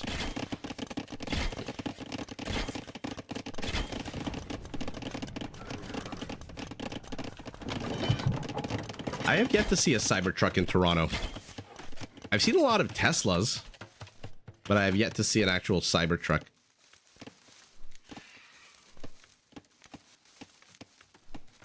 It's gonna move in. By Spearman. Tato is being squeezed. More and more units are streaming across the map. But if Leary wants to keep this pressure and not lose the defender's advantage, he's going to have to bring some villagers forward. Maybe construct a bit of infrastructure. Oh, no. And now it's Leary's turn to get some villager kills. 1, 2, 3. Dante, no, these games were played a few hours ago. But we are watching them together live. Some of us for the first time, some of us not. But they are definitely from this year, and they are, like I said, just from a few hours ago. I was just unfortunately at work, so I couldn't cast the tournament live. And so now, home safe and sound. Oh, skirmishers absolutely wipe out the Portuguese Cav Archer force here. Forging for the knights, wheelbarrow for the villagers. Our Frank has the food. He doesn't have the gold to go up to Imperial. Where is his gold? He's got 1 mine with 250. But his western flank is secure. He can expand out here if he wanted to.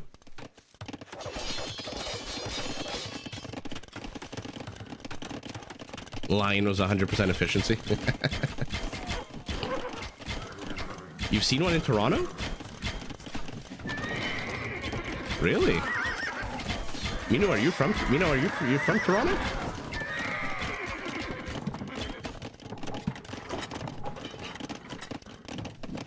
Outposts going up on the west.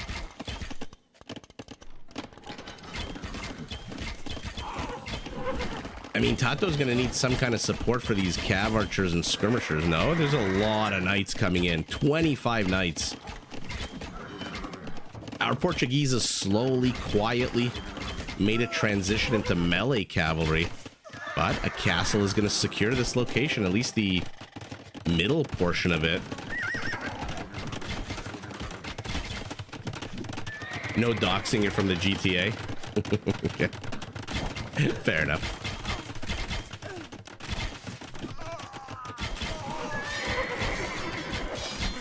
Oh no, castle doesn't go up. 64%. Calvin, hello, hello. Okay, it looks like Leary is starting to stream down the west side of the map. But this is the problem of melee cavalry. He can just keep walling around. But why are you going this way? You could have just gone down here. A bit of a missed opportunity for Leary to stop that castle, I feel like. Or was it too far along that he didn't have a chance at all? But he gets shooed away, tail tucked between the legs of his horses. Runs the hell away. Army counts identical. Villager counts identical. Knights are trapped. Oh no! The villagers are trapped inside with the knights. 23 vill kills to 11.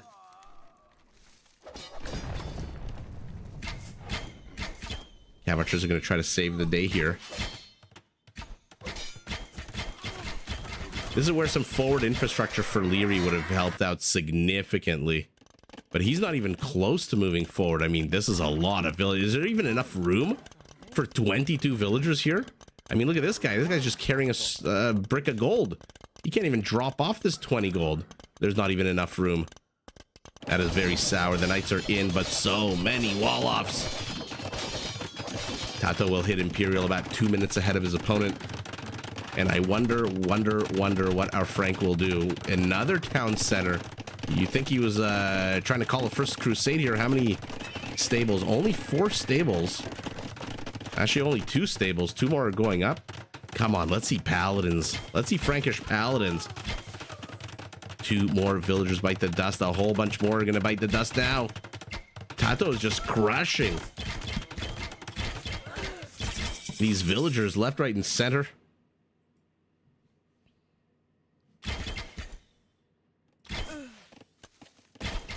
And now they're not safe. Welcome to the world of ranged units in Age of Empires, where even your town center isn't going to save you. Cocky villager thinks he can keep mining gold. Oh, maybe he's right. Maybe he's right. Oh my goodness, we're going Cavalier. We're going Cavalier. Oh, but he's spending gold on knights as well. Conscription, plate barding armor. Come on, let's see paladins. Derpy distraction cav archer bites the dust and did a good job because Tato's cav archer count has just melted here. At the same time, Leary is busting in with his knights. 25 seconds away from Imperial. Yeah, his boom is just epic. Even though Tato does have more villagers. Villager kill count is basically identical. 24, 26, and ooh, a whole bunch more have to run away. Come on, Frank, get the gold. Go up to Paladin. Don't really need to. The Imperial is really where that 20% extra shines now. Even if Leary were to go Cavaliers, you get 4 extra HP on the Frankish Cavalier.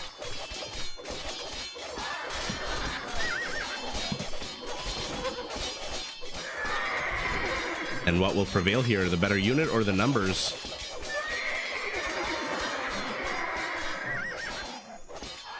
Reinforcements and the better unit prevail. At the same time, though, Leary's doing an amazing job killing villagers. 34 to 25. Now, it's not super duper one-sided, but... oh my goodness. Oh my goodness. Chemistry, bracer. These are fully upgraded basic cav archers except for armor. but now you're facing 144 HP. You're facing 6 pierce armor against your basic 10 attack. And again, Portuguese don't get heavy cav archers. So we'll see whether or not Leary, who is an Imperial, can make it happen with a Castle Age army. Although his knights are going to be upgraded into Cavaliers in 40 seconds as well. And once they do, the Frank basically just again has a 4 HP lead, which is not that significant.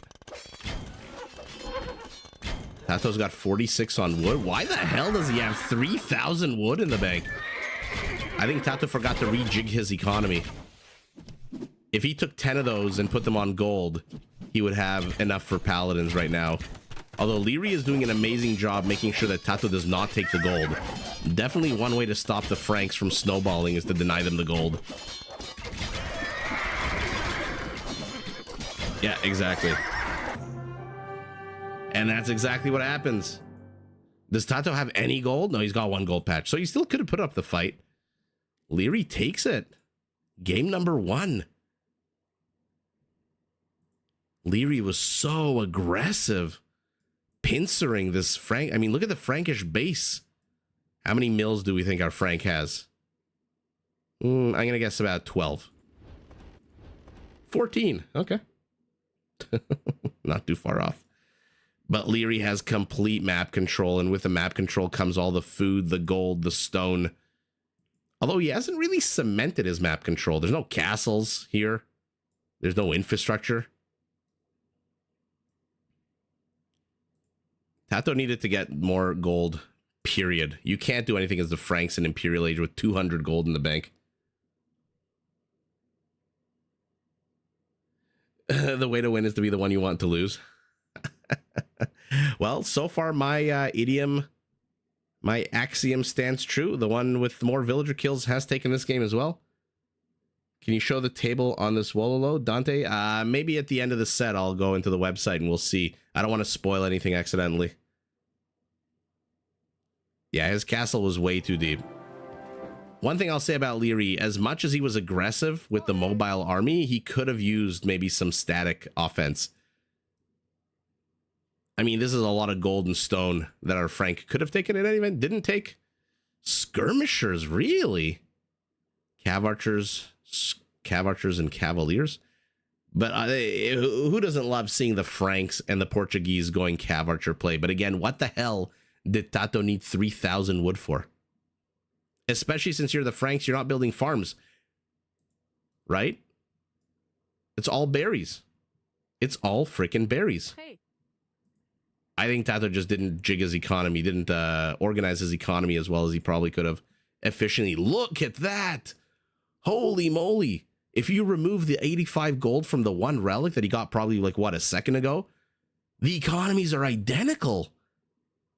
Wow. Yeah, Liquipedia actually did start updating. So I had to quickly exit before I spoiled it for myself. Big surprise, our Frank on wood. Why the hell does our Frank have 6,000 more wood than his opponent? Your guess is as good as mine. Food, gold, and stone all going to the Portuguese.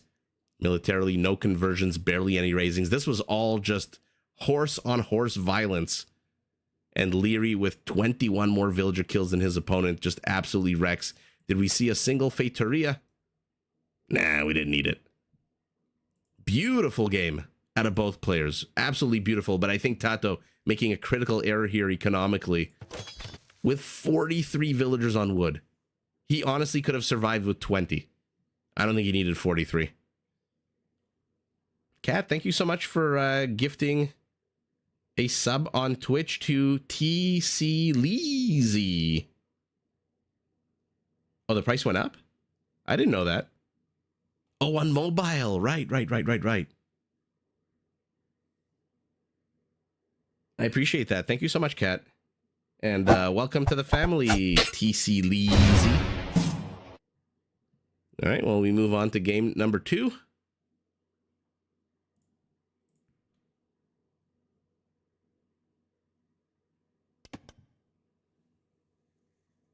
You predict 3-0 again? Interesting. Ooh, we've got a map that everyone loves to hate. $7.99. Oh, wow. I appreciate that, Cat. Thank you. Everyone loves to hate this map. The Passage. Was there always an island in Passage? I don't remember there being an island in Passage. Huh? Am I missing something? Was there always an island? I feel like there was never an island on this map. I remember navies just parking their asses here in the center, which is maybe why they put an island on this map.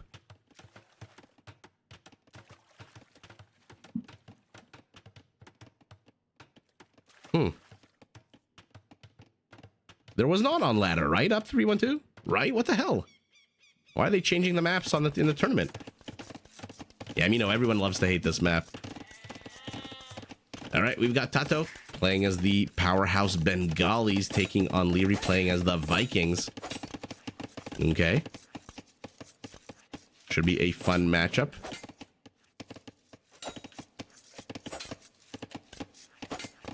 Come on, Tato. He's a good player. He knows he'll take one game out. You think Tato's going to take this game? Let's see. Let's find out. Fishing ships already out for blue to the north. Fishing ships already out for yellow to the south. Spearmen engaging into one another here. John Connor. The caster for 30-year-old players with a job. Don't make me don't make me laugh. Oh my god, I had to mute the mic. I'm still coughing. I'm still getting over my cough. Welcome, John Connor. I'm glad you could take some time off from running away from Terminators to watch some Age of Empires, and somehow Tato literally made a beeline from his dock to the top left all the way to the bottom right. This is game sense in a nutshell. This is amazing how these players know where to go and what to do, and how the fishing ships are under attack. Oh no. Why are you running away? At least here you're protected by a tower. Where are you going? You're going to your deaths.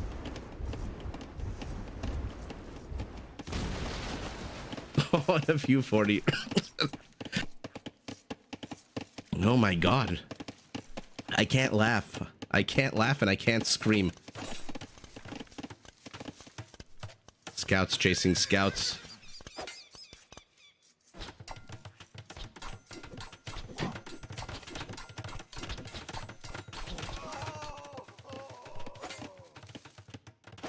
AC Dragon Rider, I'm getting over a sickness, but unfortunately I'm at that stage where, like, I'm not sick, I'm not contagious, I'm feeling fine, but I have like a tickle in my throat. So I'm constantly coughing all the time. It's really annoying. I finally got a prescription for some antibiotics that I'm going to take tonight and then pass out. So hopefully by tomorrow, or at least by the weekend, it'll be over. But man, oh man, this is the part of being sick I hate. I don't mind being sick. You know, you feel like shit. Everyone's nice to you. You don't have to work. You can rest in bed with a wet towel on your head and a nice cup of tea. But it's this part after a cold where my throat just tickles for a week or so. It really is annoying. Especially when I tried to put my baby to sleep tonight. Giving him the bottle and cradling him, and then all of a sudden I start coughing. And whoop, of course he wakes up. In any event, welcome, Dragon Rider. Glad you could join us in set number 2 of the evening.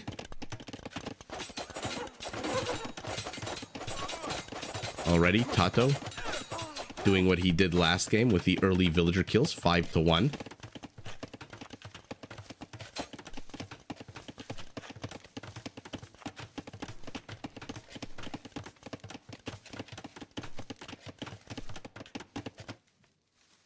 Now Leary's trying to cut him off.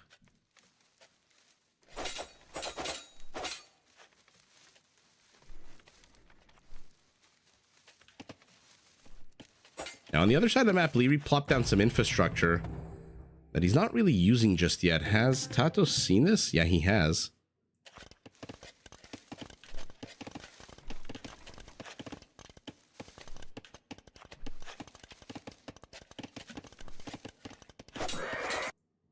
Okay, he has, and he's attacking into it.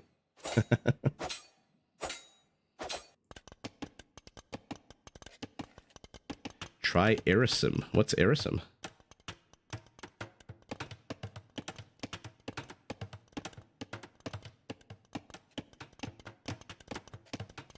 Oh, Dragon Rider, you have to put some pictures with you and McGregor and Hayden. I hope Hayden Christensen is wearing his Darth Vader outfit.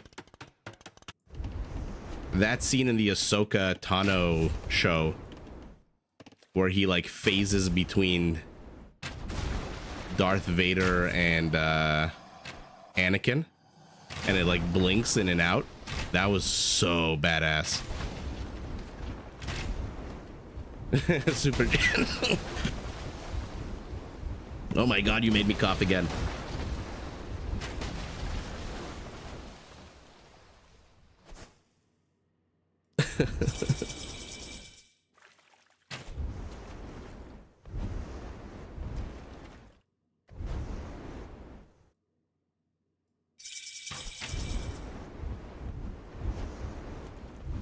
A bit of a water chase going on as it looks like Tato is returning home with his scout units. I'm really annoyed that they added an island. Why did they do that? Did they notify the players that they added an island? That kind of makes the naval play a little bit weirder. Although much better, because the biggest complaint about this map was people parking their navies right here in these shallow passages and just not letting anyone... I mean, I have a short of Mr. Yo just throwing about 10,000 Hussars into demo rafts. 2 TCs extra for our Bengali to the back. Nothing yet for Leary, who is 1 TC all in. No wood at all. We've got longboats. The Chukanu of the water. Scouts have matured into light cab. Oh, there's nothing better than breathing out of your nose.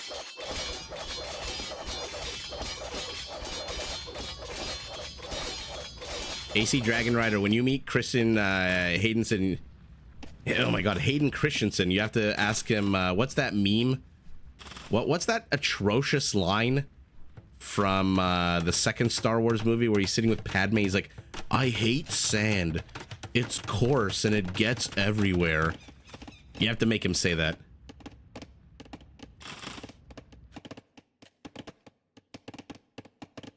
You're doing a photo shoot with them. Damn. And you have a Kenobi lightsaber. Where'd you find your Kyber crystal? But I'm Ching.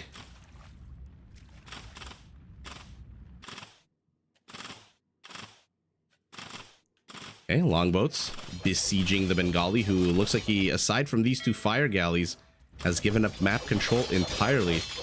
I don't like sand, right? What a stupid line. What a ridiculously stupid line from that movie. It's coarse and it gets everywhere. Like, yeah, we get it. Nobody likes sand in their butt crack. Except maybe these longboats who seem to be playing in the sand. Oh man, he is reaching these light cab. Interesting. I didn't think he could reach the light cab. Only 8 range. That looks like a bit more than 8 tiles now.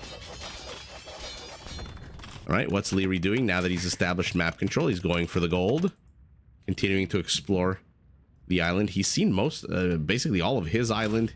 He's seen a lot of Tato. Tato hasn't explored his southern portion just yet. Is there anything there to explore? No, just a bit of wood. And I love that Leary is just patrolling. He does not want to get caught unawares. He does not want to get attacked all of a sudden by a bunch of Bengali naval units.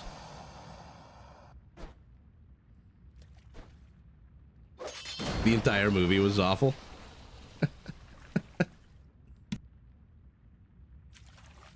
Yeah, those first 3 movies were just terrible.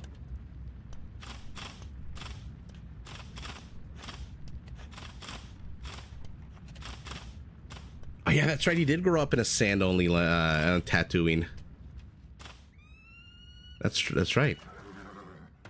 Okay, Tato, fresh off the high of destroying some buildings, is heading across the map. Will he get a... I don't know who wins here. These ships don't have melee armor of any kind. Oh, okay. He engaged into a spearman instead. Immediately loses a light cav. Ebelson, I saw a funny meme the other day or yesterday. I don't know. Time doesn't mean anything anymore. Where somebody posted a picture from Star Wars Episode 1 and Star Wars Episode 4. And it was the families eating inside Luke's uncle's house. That hut that they live in. And in Episode 1, he tells his wife he's going to fix the roof. Or like the ceiling. He's going to patch up the ceiling. And then in A New Hope, in Episode 4, the ceiling is still the same. So the meme was like, this is the longest unfinished project in Star Wars history. Something like that. Something only somebody who likes Star Wars would find funny. I found it funny. Llama drama. The house where Luke Skywalker grew up, it will be in the path of a total solar eclipse. Interesting.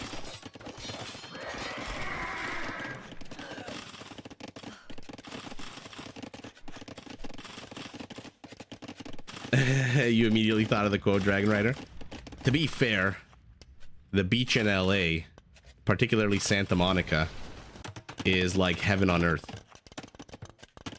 Oh, villagers a little trapped here. That sand is so fine. Hey. Will he get the villager? Come on, come on. Gets the villager. So a bit of a soft contain out of our Viking so far. Not really pressing his advantage at the moment. Number one, not pressing it on the water with any fishing ships, which we've already seen in last set. Although he does have a few here. Only 6. Not really pressing the advantage on land by establishing any kind of forward staging area. I guess he first has to deal with these light cav that are still streaming around. Everyone's an Imperial. And our Bengali is going to contest this with fast fire ships. Okay, okay.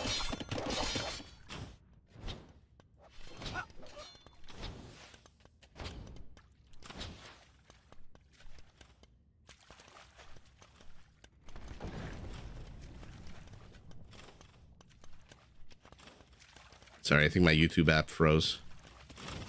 Man, this app just freezes like a million times.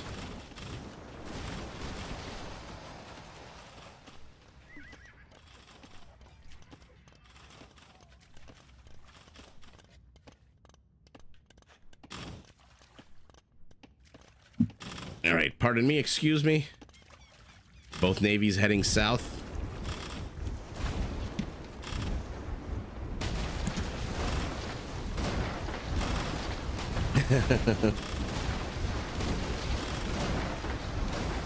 Got a cannon galleon as well for our Viking. But the numbers, they're just not here. He's patrolling with 3 down south, but where are they going? Why are they not heading north? And I don't even know that 4 fast fire ships are going to be able to take on 20 longboats. Not elite just yet. So forget the land, we are going full on water wars. Our Bengali building a center castle. Okay, so despite being the one who's been pressed back into his island, who only took possession really of half of his island, our Bengali is the one who's setting foot out into the center of the map first. Leary, not really doing much to secure the center on land. On water, he's dominating. 41 army count to 5. But he needs to bring his cannon galleon, slow-moving, plodding cannon galleon, to start attacking this castle.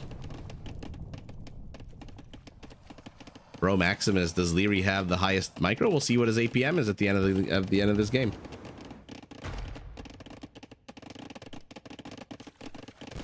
Super John, that's sweet. I had a friend who moved away too, and I also was very aware of that fact and wanted to spend as much time with him as possible before he left. But then he came back after 2 years, so it was like, okay. The hell was I so sad about? Mike, am I late for Wololo League? No, you are not. Well, I mean, you're late for the first set, which we already finished, but we're on set number 2, game number 2. Logan, hello. Nice to catch you again. It's been a while. Matthew, happy to be back. Yeah, glad to have you back. Couple of old names.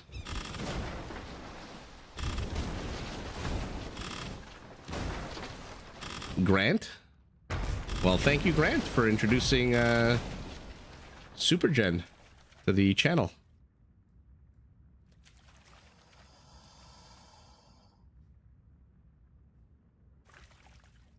Oh, Matthew, you were on the path of Hurricane Helene?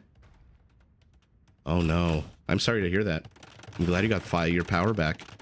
I've just been reading horror story after horror story. I'm glad you're okay.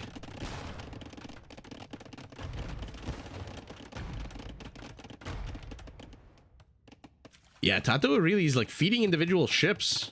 I don't know what the hell's going on here. Bro Maximus, my pleasure. I think these games were played like an hour or two ago, but you know, I was at work all day, so I couldn't live stream the sets. And then of course I'm not just like I'm not one of these people that can just come home and like jump onto a computer. I need to like de-stress and chill a bit. Oh no, oh no, oh no, oh no.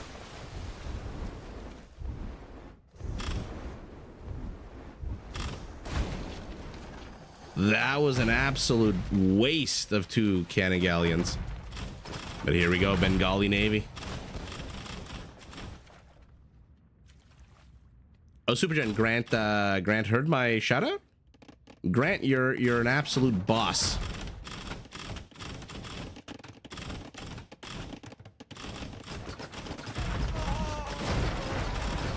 Yeah, Matthew, I'm glad you're okay. I'm glad you're able to watch. Hope everyone's doing well.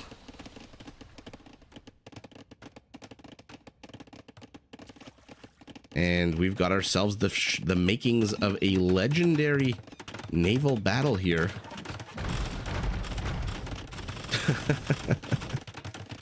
Supergen, should we say something completely random about Grant?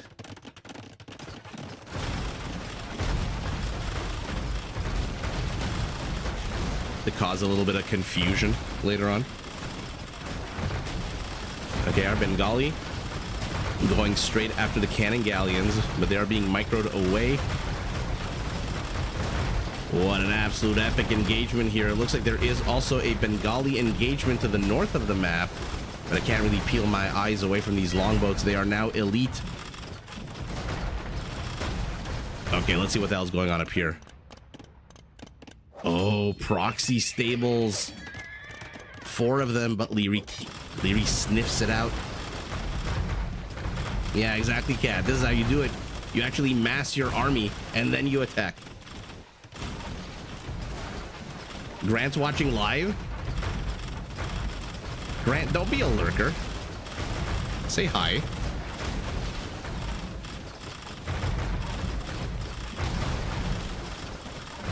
What an absolute rainfall of arrows and bolts and balls from cannons. 19 ships being built at a time by our Bengali, but our Viking already has 47 elite longboats. But where the hell are they? There's only 32 here. Oh, here they are. Look how cocky Leary is that he's just patrolling the northern shore with 11. This is a quarter of his navy is here. Is he trying to maybe surround the Bengali at some point?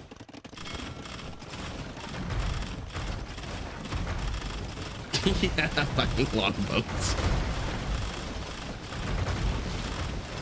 DC Leezy, yeah. Cat is awesome.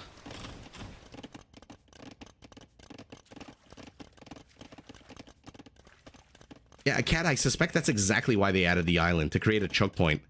I suspect that's exactly the reason. And by the way, the Bengali Navy is safe because the Viking can't engage through here with the castle. So he has an opportunity to take control of the northern portion of the map, cut off these 11 longboats, and start shelling away at this castle if he wanted to. He's going up to elite cannon galleon. Wow. Meanwhile, what the hell are these naval units going to do down south? There's no infrastructure here. A couple of houses? A dock? There's nothing they can do unless they destroy the castle first. And the... How many we have here? 5 cannon galleons are trying to do just that. Yeah, that was one R1 F-bomb. But to be fair, I got tricked into reading it. Well, I shouldn't say tricked. I read it. Yeah, Cat, I read Ebelson's message. It's so tough to go up against the longboat. But here we go. Castle is down, and our Viking is free to engage, but so is the Viking castle. Madness on the high seas here.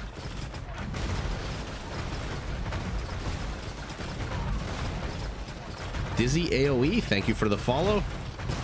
Welcome to the family. The 11 longboats are now dead. And all of a sudden, the fight looks a little bit better on the water for our Bengali. Tato's at 200 population. Leary's at 180.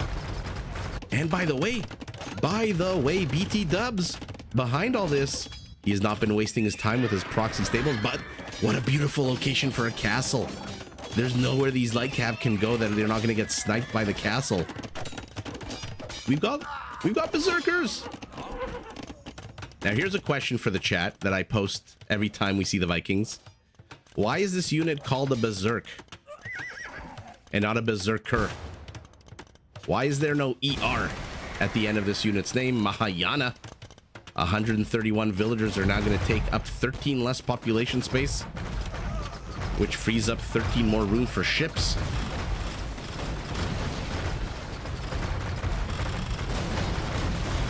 Yeah, laptop speakers suck. Get a good pair of Logitech speakers. I find that Logitech is my favorite. Flaming arrows, flaming bolts, cannonballs going both ways. Because they're men, not women? What do you mean? Maybe they're capable of going berserk, but aren't currently? That's funny. They're berserkers in potentia.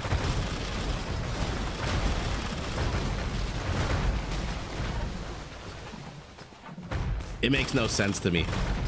It's not a longbow, it's a longbow man. It's not a crossbow, it's a crossbow man.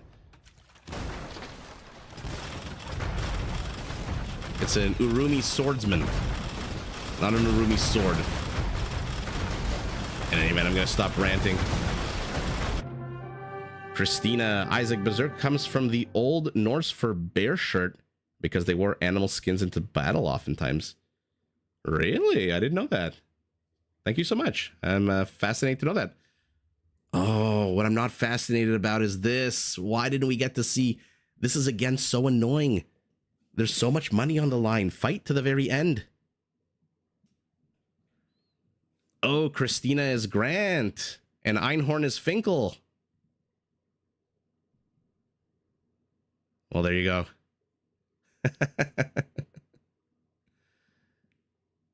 They fixed Arbalest to Arbalexter. Yeah. What the hell? Well, I guess with 26 ships left, you're not really going to fight. 38 to 26, you can retreat. But Leary, what a wasted opportunity. He had a soft contain on the Bengali for the longest time. He had patrol boats to the south. He had longboats. Why didn't he establish any center island infrastructure? Why no staging area? Why nothing? Was it all because of that one group of like 8 or 9 light cavalry units that were trying to bust their way into here? Oh, by the way, the villager is still stuck here. That is freaking hilarious. He is stuck with 19 gold. That is freaking hilarious. That villager's been stuck there for the last 20 minutes. But our Bengali absolutely crushing it. Leary absolutely should not have let Tato come back into this, especially not with map control. The German one, welcome, welcome. Or should I say willkommen? Willkommen? The longboat mass had it right up until the time that Tato smartly retreated up here and then crushed those 11 longboats over here and then forced Leary to take out that castle while he took out Leary's castle. That was a brilliant move to retreat because he was getting taken. He was getting taken to Pound Town with the Navy action down here. Wow, what a fun game. 145 galleons to 145 longboats. 14 berserk. Not a berserker, berserk. Where even are these 14 berserkers? There's 8. Okay, this is why we didn't see them, because I wasn't even focusing on the rear stabbing action by our Bengali. But to be fair, look at the villager kill count. 68 to 20. I'm assuming that includes a couple of fishing ships here and there. But 60, and again, the maxim holds true. Villager kills equal W. PKPM right at the end, PKPM towards the end. Good amount of APM out of both players. Economies, 13,000 resources apart.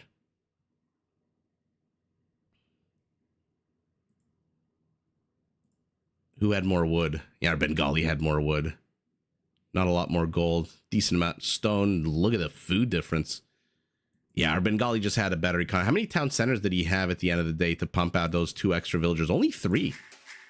Okay, so only 6 extra villagers in Imperial. Nobody going for any relics despite map control for both players at various points. There are a lot of relics on this map. I think 3 on each side. Although here it kind of looks like 2. Okay, I thought 6, but wow. Finkel is Einhorn. Einhorn is Finkel. Yeah, well played, Tato, indeed.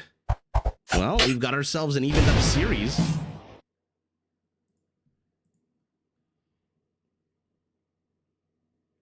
And now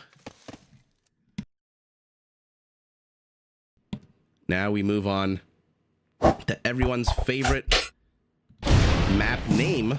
Forget the map, but the map name, the Golden Stream, where Tato is playing to the north as the Huns, and yet again an Armenian on this map. They love picking Armenians for this map. Good naval bonuses, good eco bonuses.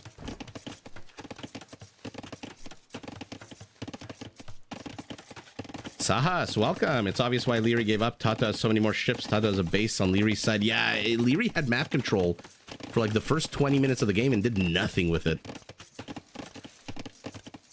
Oh, developers get paid by the syllables? Well, that makes sense, Brandon. That reminds me of my favorite book is The Count of Monte Cristo. And I remember learning that Alexander Dumas got he got paid per word to write that book. And I always, even though it's my favorite book, I always thought it was just a tad too long. Just a little bit too long.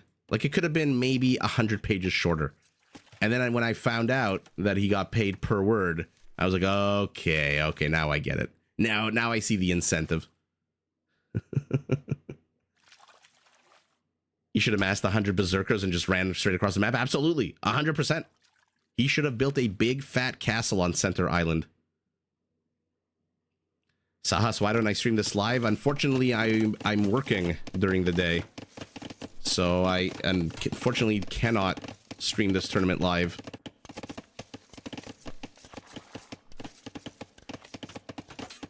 Laurencio, welcome to the family. Thank you for the follow, and purple heart right back at you.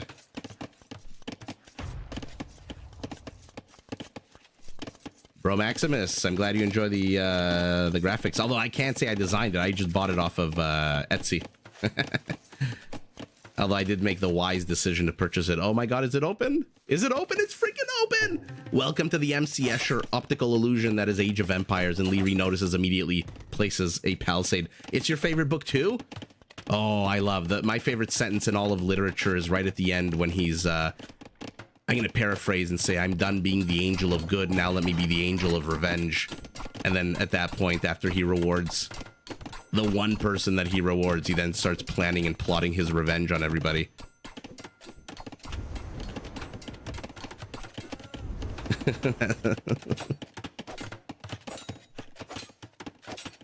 Yeah, Logan, right? I don't know if this is everyone's favorite map, but it's everyone's favorite map name. All right, so let's see. Docks are up for both players. Remember, Armenians do get an extra arrow with their galleys, but the Huns, actually, both of these civilizations get Dromans, unless I'm mistaken. And I love that it says free. Not exactly free, but free.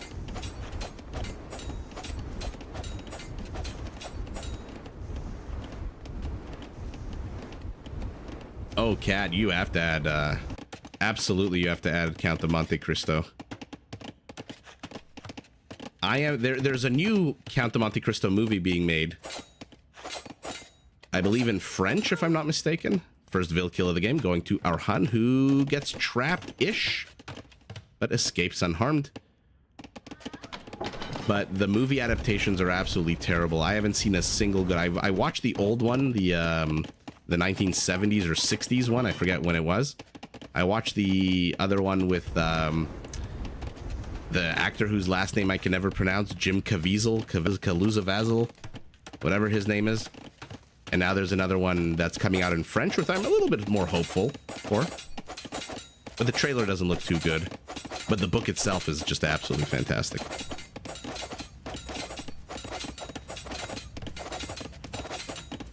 Oh, bro, Maximus, you're in good company. There's an anime based on Count of Monte Cristo?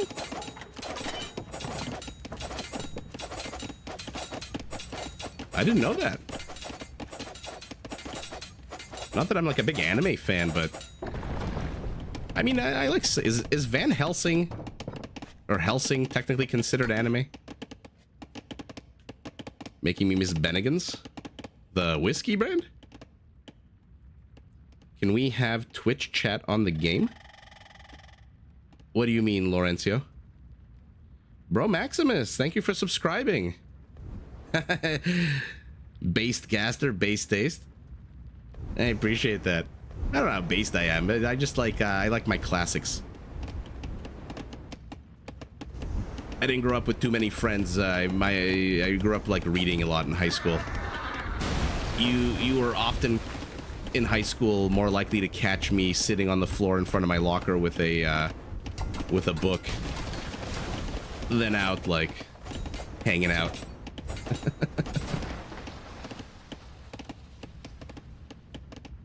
But I appreciate it. Thank you so much, Bro Maximus, and welcome to the pizza family. Oh.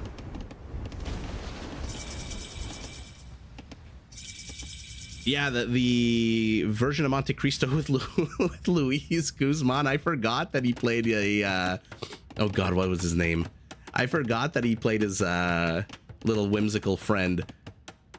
That's the version I was talking about with Jim Caviezel, whatever his name is.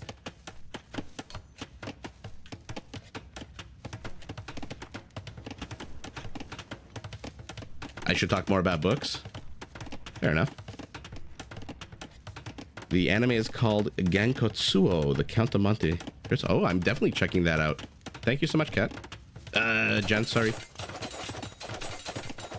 Your spouse was watching and you followed? Was it good? You read it after high school? You were a rugby jock? Yeah, I was the exact opposite. I was that nerd that was sitting alone and then ran home after getting bullied and logged into MSN Zone and played Age of Empires for 6 hours.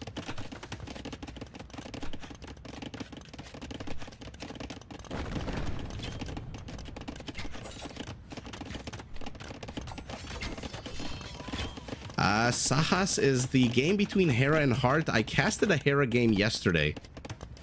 I did cast... Was that the winners round? If it was the winners round, then yes, I do have it, and we watched it live yesterday.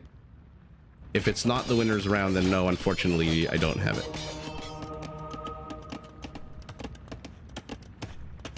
So we've got 3 TCs for our Hun. We've got 3 TCs, including a very forward, aggressive town center by Leary. I mean, this is really aggressive, especially in a naval situation here. Tato has double the army count. He's down 4 villagers. Where is the Scorpion? Right here. Second TC is perfect Draman feed. Yeah, exactly. MSN Zone was so good. Yeah, Cat, sorry, I got the names confused.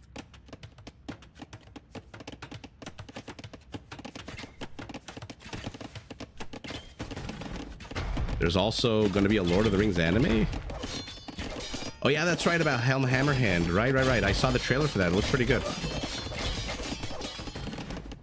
Okay, so our Hun, who doesn't have access to houses, has walled himself in fully with palisades.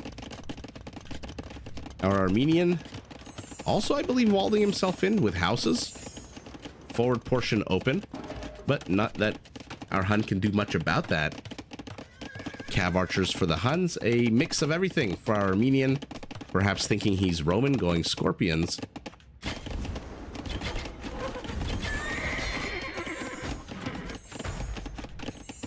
You got crushed by the Italian death ball of what? Genoese crossbows?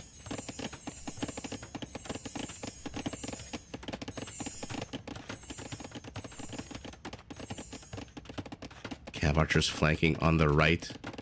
But there's no easy pickings here for Tato. This base is closed for business. You are not going to find any villager snipes. Now, you might want to shore up this one palisade. This is 250 HP. That's all that stands in the way between those cav archers dive bombing your base. A couple of lazy pair on guard duty.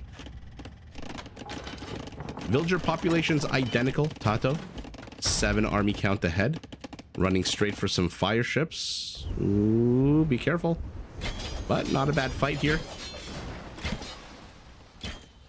No melee armor means bye-bye fires.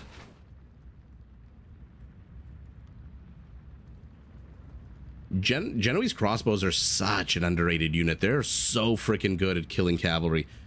And their bonus isn't the highest. I think it's like a 5-7 for the standard and the elite. But the firing speed is what makes it so powerful.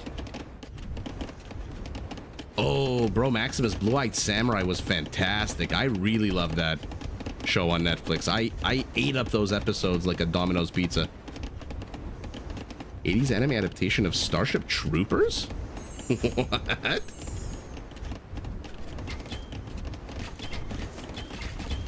Sahas, who do I think the favorite to win this tournament? I mean, I could say the safe bet and say Hera. But I think Viper. I've noticed a little bit more fight in the Viper, which I like to see. On both the ranked ladder and so far in the tournament games. Hera's going to be a tough player to beat on the whole period. I mean, it's Hera. Who's kidding who? But the Viper, since he came back, so he had, his wife gave birth. He disappeared for a few weeks. He was playing on and off. And then he came back for like this 2 or 3 week period about a month ago. And he was playing so freaking well, so aggressive, macroing his economy, so amazing. Now, Empire Wars obviously is a lot different than Random Map, but we'll see. Hart last game was playing amazingly well, as last set was also playing amazing. Although I think he needs to tighten up his defense a little bit.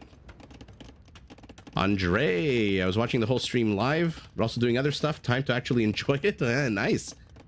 With what looks like a can of sardines. If Hera's in the tournament, then Hera. Yeah, exactly. That's what I was saying. If Hera's in, even if Hera's not in the tournament, Hera's the favorite to win. Look at this freaking Scorpion taking down ships. Do they have an attack bonus against ships? No. But this is so much army from our Hun. Yeah, Viper has that new dad motivation. Fight per.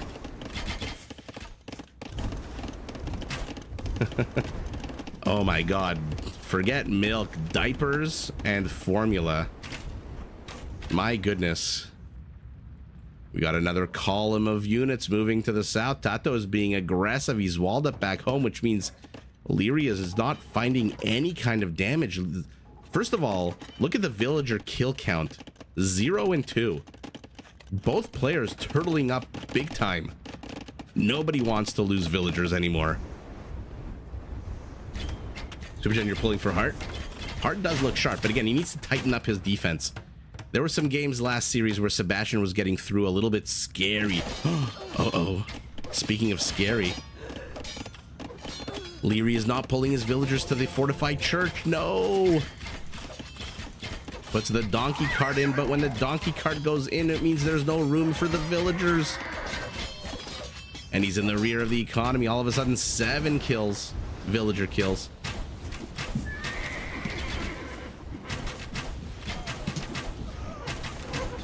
Yeah, exactly, Jen. Who doesn't love a dark horse and underdog?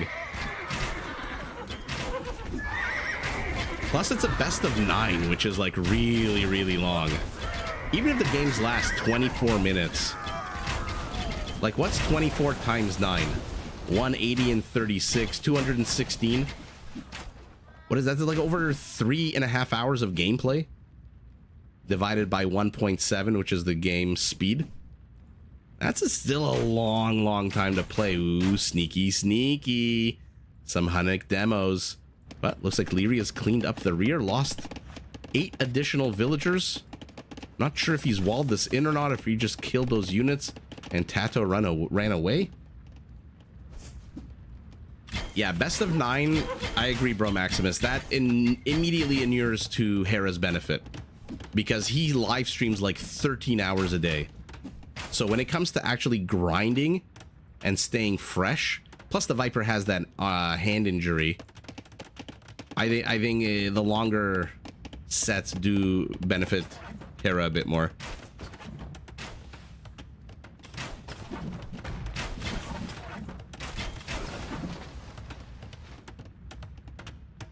Yeah, Starship Troopers is a crazy good movie. I remember being so scared with that opening scene where they're on, what is it, Clendathu? And the news reporter gets sliced in half. The cameraman. With the bugs. Ooh, and Taka, welcome. I'm glad you could catch another cast. That's exactly, I was at work.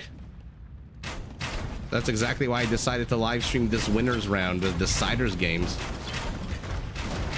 Because I figured even though there were like 20,000 people watching it live, I figured there's probably like 20,050 that might want to watch it.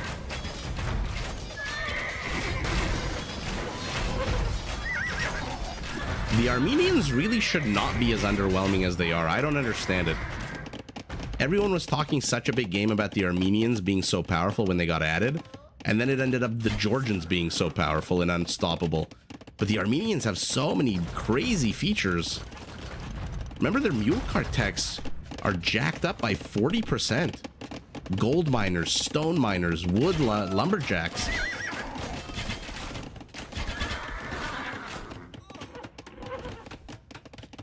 Yeah, that's the thing about Starship Troopers. The 90s movie kind of glossed over the fact that it was supposed to be like a 1984 style warning of totalitarianism, and just went straight into the action and the showering scenes. Demo. Marauders. How many stables does he have? 3 stables? Elite Tarkin? For 3 stables? Well, that certainly is one way to take down castles. Let's frickin' go. Tato with a complete right field move here. Going for Elite Tarkins.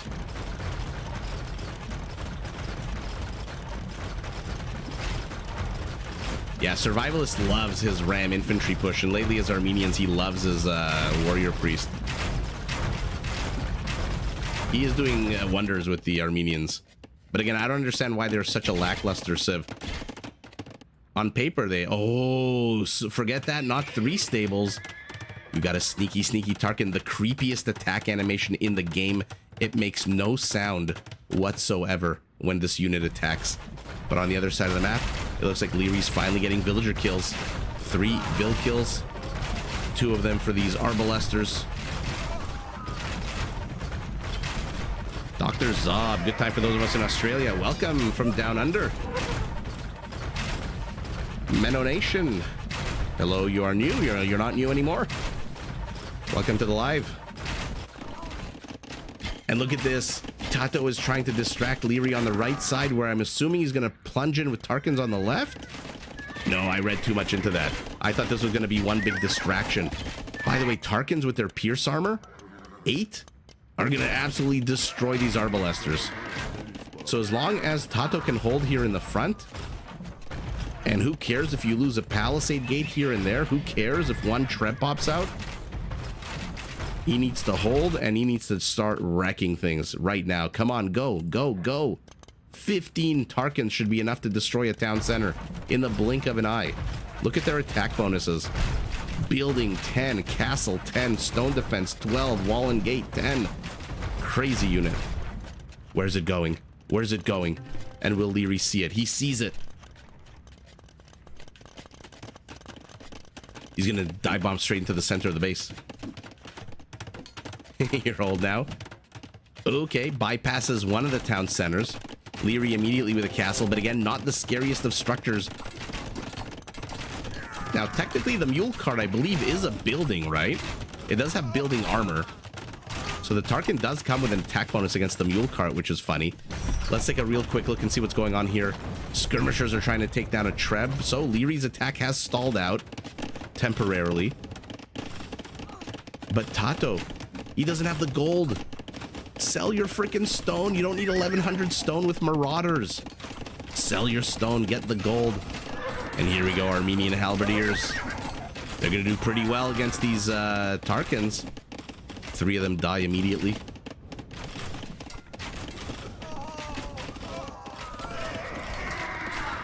He's doing the worst possible thing. Why aren't you attacking town centers?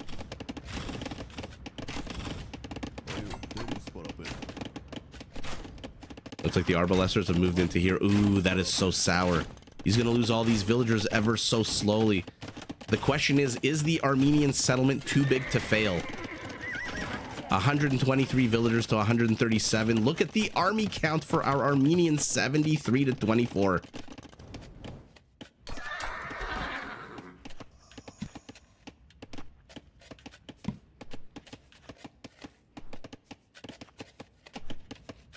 Yikes.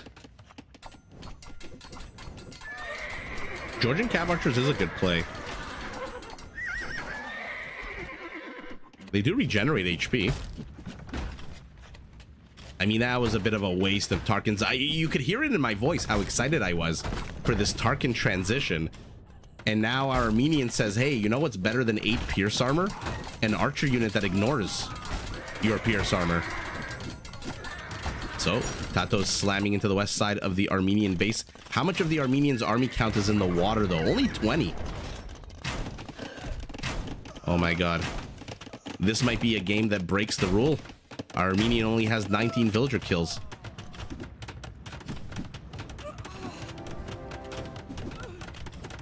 Armenians are only good in water and hybrid map. In land map, they're really weak. Yeah, I wonder why.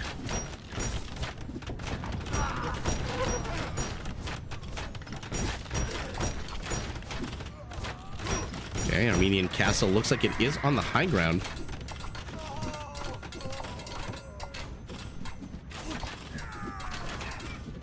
Elite Tarkin has how much more Pierce armor than a Paladin? 1 or 2? 1, I believe.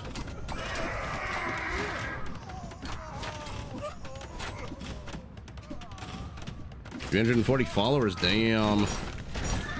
I love the Armenian castle aesthetic, very Lord of the Rings. But our Armenian had busted in through the center. If Tato could have held here, he could have maybe done some damage on the other side of the map. More villagers get discovered, but ignored. Okay, ignored. Did you see that extra arrow being fired? That little tiny arrow? Okay, skirmishers defending. Castle still up.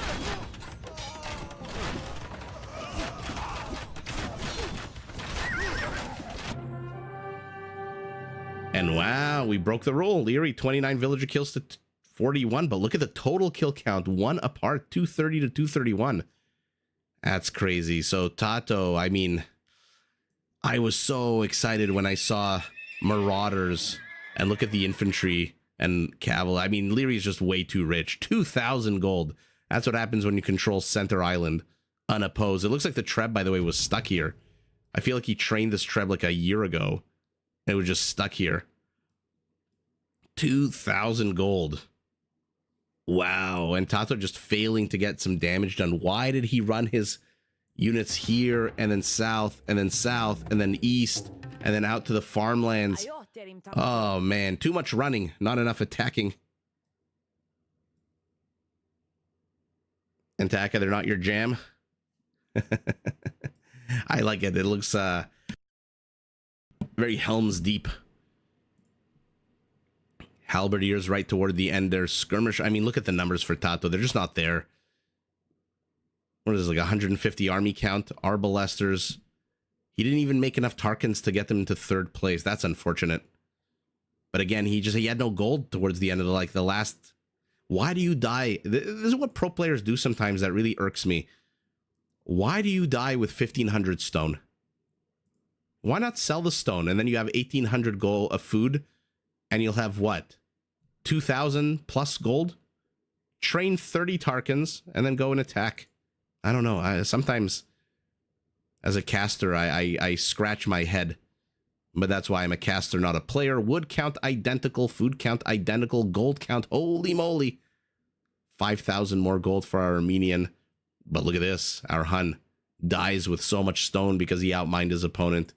0 conversions, 22 raisings. Well, Leary, 1 game away from taking this. Tato, 1 game away from elimination. And let's see what game number 4 looks like. Yeah, there must be, Zob. I agree. There's just like, for me to sit here comfortably, no stress, no pressure, nothing on my shoulders. It's easy to say, do this. Why didn't you do that? But when you're in the thick of it. Plus, he knows he still has 1 more game after this at the very least. If he wins this, he's got 2 games. Ooh, Cat's angling for a drawing. Yeah, Grant, he did chop too much wood as the Franks. Too much wood, too much stone. Let's see. Wood might be nice here for our Vietnamese. Tato playing as the Vietnamese in blue. In yellow, Leary playing as the Hindustani. All right, well, if you're going to counter archers and elephants, Gulams and Imperial camels are pretty damn good at that.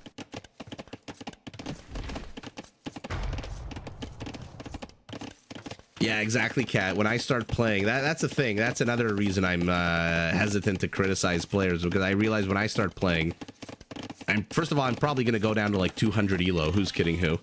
Trying to click with these old man fingers. And then second of all, I'll probably have like end up the game with like 10,000 wood and no gold. And then, oh, how the tables will be turned. Bro Maximus, you like the Vietnamese, but you think Hindustanis are literally the best of in the game? Interesting. What makes them the best of in the game? Yeah, I'll join you at the bottom of the ladder. By the way, let's not ignore the fact that the Vietnamese players started with 2 massive forests that allowed Tato to wall his base in immediately, whereas these are more 4 separate forests here. A bit of a jumble here at Illyria. Not too sure this is walled in or walled out. What is going on here?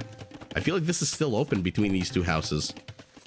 And we are, by the way, on Karsts, my favorite map of this entire series, because all of these ground beef looking patterns are surrounded by gold and stone, and there is a lot of gold and stone. 22,000 stone, 67,000 gold. Not a lot of wood beyond your initial offerings. Your IPO of wood. Small little clumps. But already players tearing into one another. 1 villager kill apiece.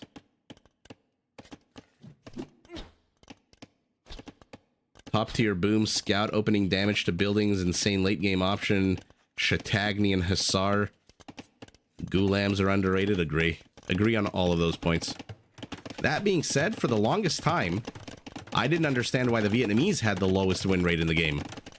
They had some of the craziest features economically as well, and some very powerful, very fun archer units.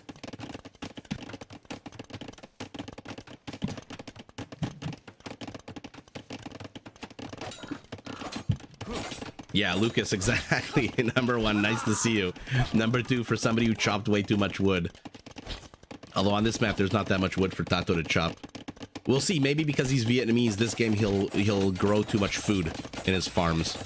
Ooh, will he get here in time? Will he get here in time? He does. And like the Saracen archer bonus against buildings, don't sleep on the Hindustani's light cavalry and camel bonus against buildings.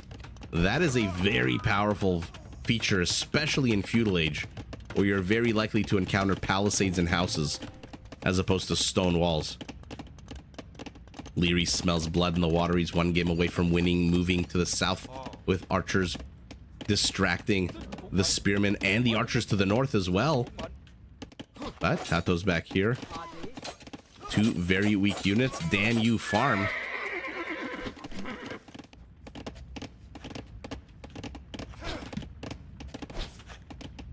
Oh yeah, I should point that out, that the Vietnamese do start, although I guess now it's a little bit of a moot point, but the Vietnamese do start every game knowing where their opponent is on the map, which is very helpful in a game of Age of Empires because, for example, if you're Tato and you spawn at the 9 o'clock position, you kind of assume that your opponent is down here at the 6 o'clock position. But no. This is AoE 2DE, which means your opponent is not opposite of you. Your opponent is in fact at the 8 o'clock position, not the 6. I don't know if I got the numbers right there, but you guys know what I mean.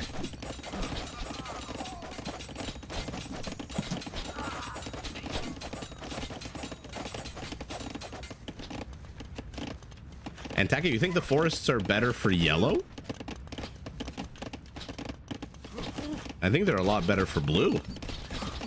Although, wait a second, more easily lamed, I guess.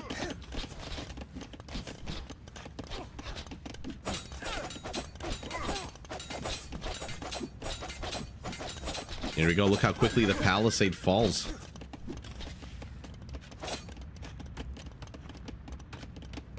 Has Tato even explored anything other than his opponent's base? No, he's just basically gone point A to point B. Still has an archer here with 1 whole HP. Might as well just kill that unit. Free up the population space.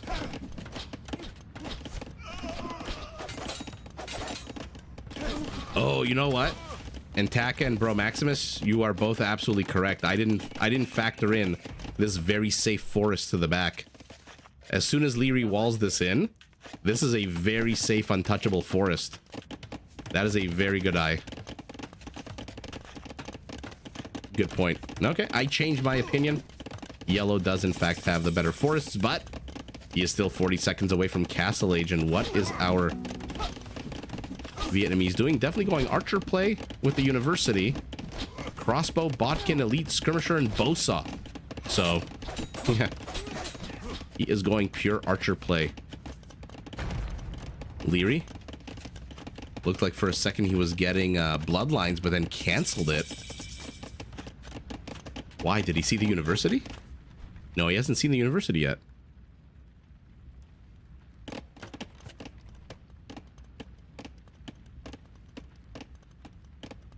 Oh, damn. Over 100 people watching between YouTube and Twitch. Well, welcome to all 100 people watching. On Twitch, on YouTube, if you haven't commented, if you haven't said hello, come say hello. Don't be shy. We are a friendly bunch. Unlike this camel. Who's probably not too friendly. Camels not very friendly animals.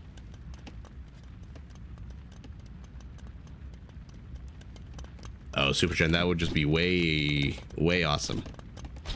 The parkouring penguin. Hello, hello. Thank you for saying hi.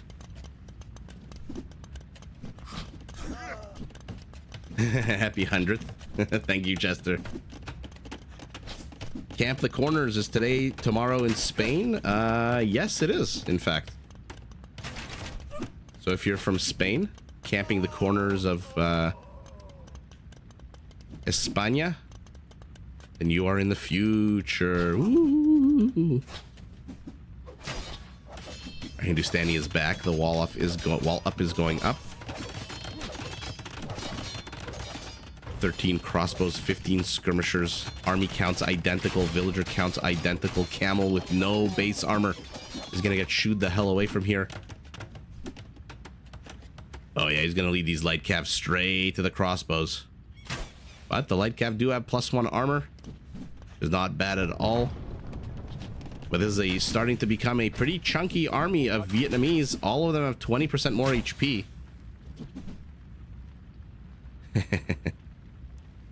Oh, by the way, Supergen, did you have the willpower to not demolish all the chili? Did you have any left over for today? Hello from Taiwan. Hello from Canada. I wish I could read your name. Unfortunately, I can't. Let me know what your name is. I'll say a proper thank you.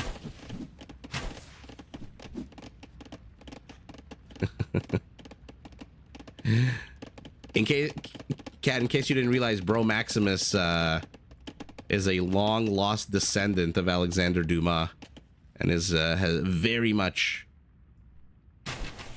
what's the word I'm looking for, invested in you downloading the book.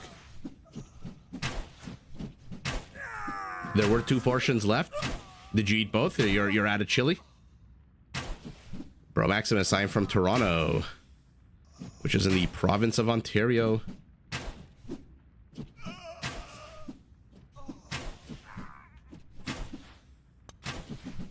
High ground, chunkier archers, but there are a lot of Hindustani skirmishers here. The chili's gone. What's the name of the BB King song? The Thrill is Gone? Somebody should make a fat person version of that I can sing. The chili's gone away for good.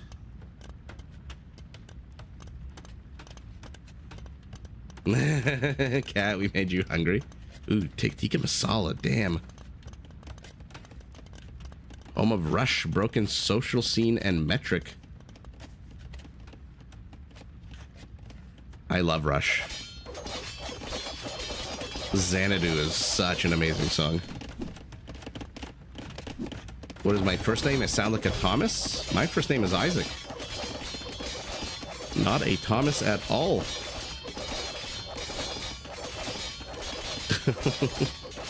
Grant, what is that? A commercial for Ontario from like the 90s? It used to be Ontario, no place like home. Okay, our Hindustani is attacking on the left, which of course means Tato has pulled his entire army to the rear position. See, now I'm starting to get why you all thought the Vietnamese wood line was a little bit more at risk. Where is he going? Where the hell is Tato going with these units? The opponent is literally in your base. You're on the verge of elimination. Where is your army going? And why are you getting melee cavalry upgrades? Oh, yeah, Cat, you remember those?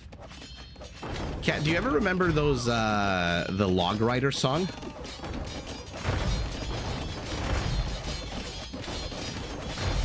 Down and down and down Whitewater. That's where the Log Riders learn to do.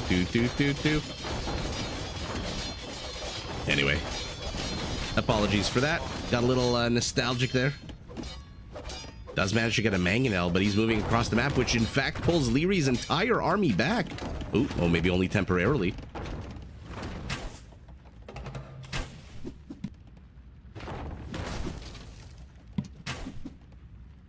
Mangonel falls. Light Cav abscond. We've got another TC going up for our Hindustani. 3 already up. Tato is housed, but he's housed 30 plus population ahead of his opponent. So not the worst time to be housed. Okay, Knights should do a good job clearing up the skirmishers if they ever actually engage, but look at the direction of Yellow's thrust. Straight into the guts like he did last game as the Armenians. And now there are camels, which means this one Knight is not going to last. Not gonna stand a chance. The name is Isaac. Although Thomas was a close second. I actually had... Funny that you said Thomas. I had a high school biology teacher whose name was Isaac Thomas. How funny is that?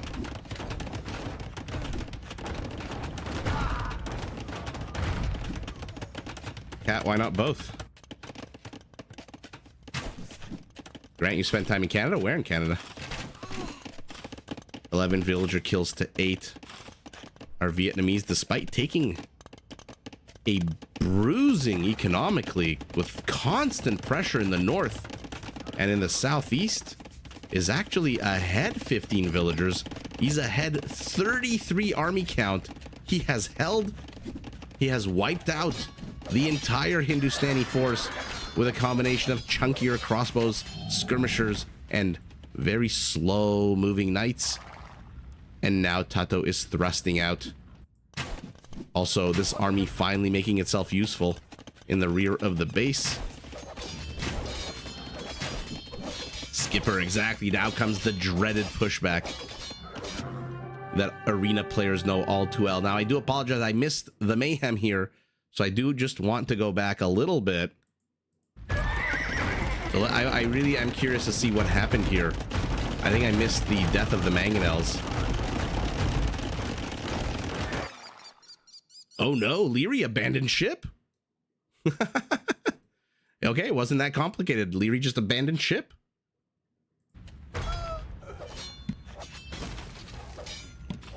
Which means the knights close in, which means the mangoes are dead, and they try to suicide each other. And we are going on to game number 5. But that was epic. Why? Oh, he abandoned to go home. Yeah, this is the problem when your opponent has enough army, triple the army count to just be everywhere, and you've got a third of the army, and you have to decide, do I go on the offensive or do I go on the defensive? Leary went on the defensive because otherwise he would have lost probably another, I don't know what, 20 villagers. And because he went on the defensive, the mangonels probably should have beat a retreat a lot earlier.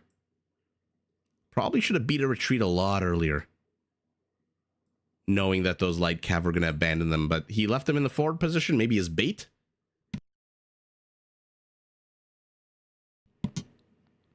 Leary resigns quickly, the exact opposite of ACCM. Yeah, exactly. And escape path carved out here. Well, the Vietnamese pushes through all the woodland harassment. Archer, archer, archer, archer, light cav, and heavy cav. PKPM, ooh, 191 halfway through. The economies can't be that dissimilar, right? Yeah, about 3,500 resources, but all 4 going to our Vietnamese. No conversions, 6 raisings, and total villager kill count 11 to 10. Not the craziest, especially since you're in Castle Age. Your villagers are what, 18% cheaper now? But beautiful maneuver. So I was a little concerned with Tato, what the hell he was going to do with this force when it was just milling about here. But then he finally used his numerical advantage. For a while, it looked very scary. It looked really scary when there were knights and camels and skirmishers and mangonels here in the front. But wow. We've got a decider game for the decider game. And bear with me as I load that one up.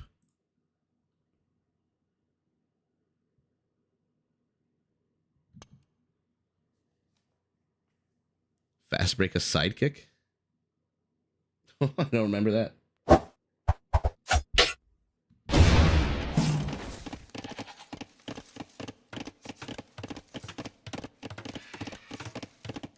Oh, damn, Grant, that's cool.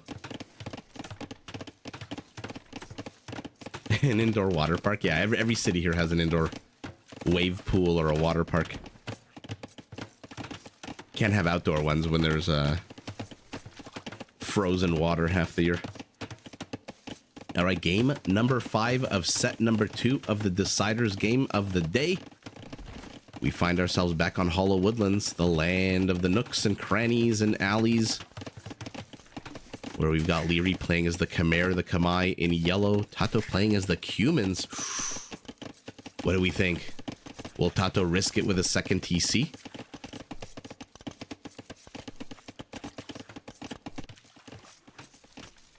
Everything's always branded differently here. And look at this immediately. A tower going up. Interesting. Okay, forget the second TC. Tato is full on aggression already. 7 army count to 4. Scouts rushing across the map. But Leary might catch some reinforcements here. No, never mind. Takes a bit of a poking and a prodding.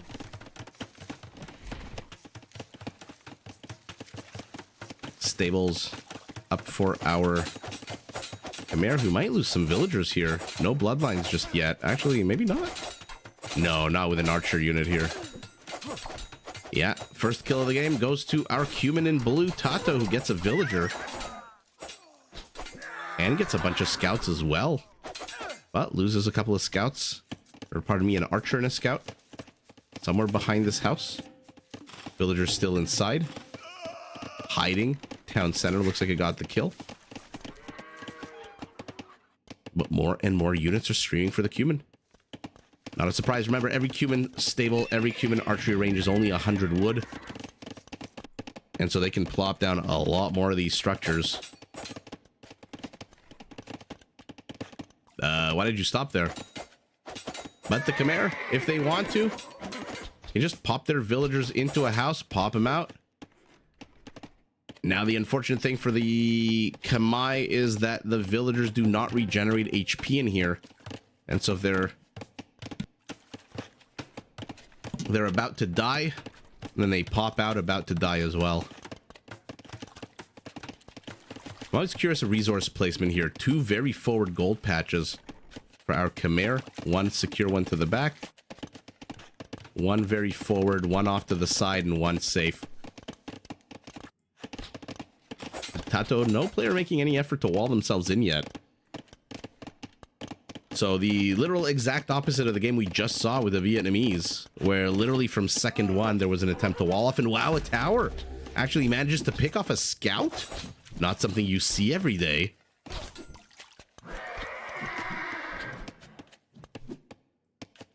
Box turtle fishing up in earnest.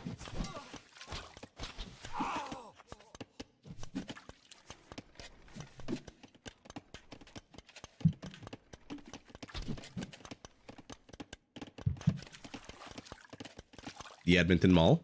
I've never been to Alberta. I do want to go to the Calgary Stampede at some point. And this is what I'm talking about with this map. If you're gonna... There's basically 2 areas you can engage in. The big old open center, or you can engage through these small clumps of baobab trees. And when you do that, you have to be so careful with your micro, because your army can get separated in the blink of an eye. We saw it in the last set as well. I mean, Leary doing an amazing job saving his villagers, running into houses. Absolutely amazing job.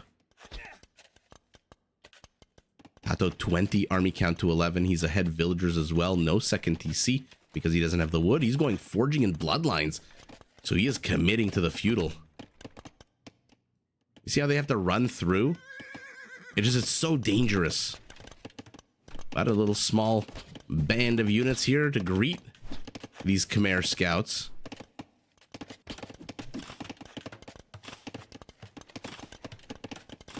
Sell a vinegar.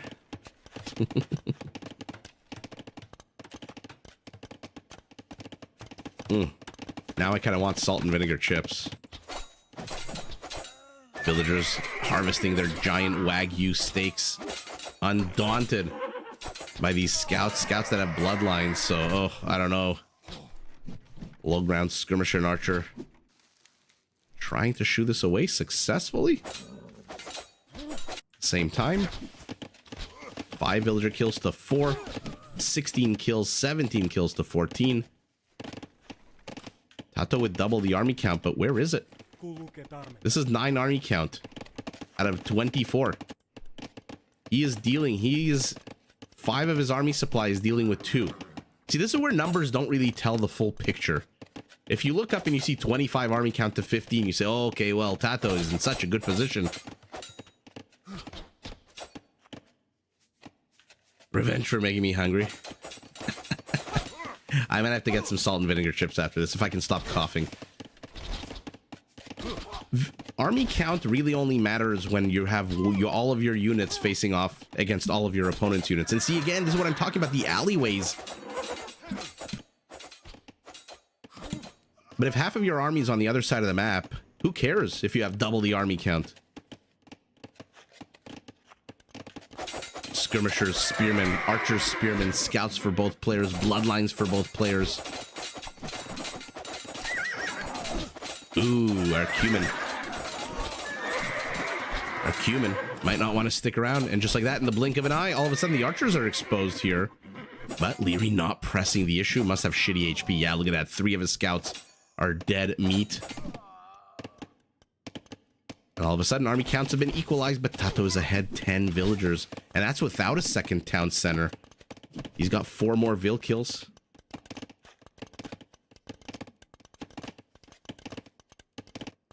Saha's the, you mean like this? Yeah, because it has 200, I was going to say HP, 200 wood. It's a very confusing tree. Jack. Oh man, our Khmer does have a lot of TC idle time. Look at that. 2 minutes 50 seconds almost. But Leary moving into the south as he again distracts Tato's army to the north. And again, this is 17 out of 19 army count that is distracted to the north. Pardon me, 16 out of 19.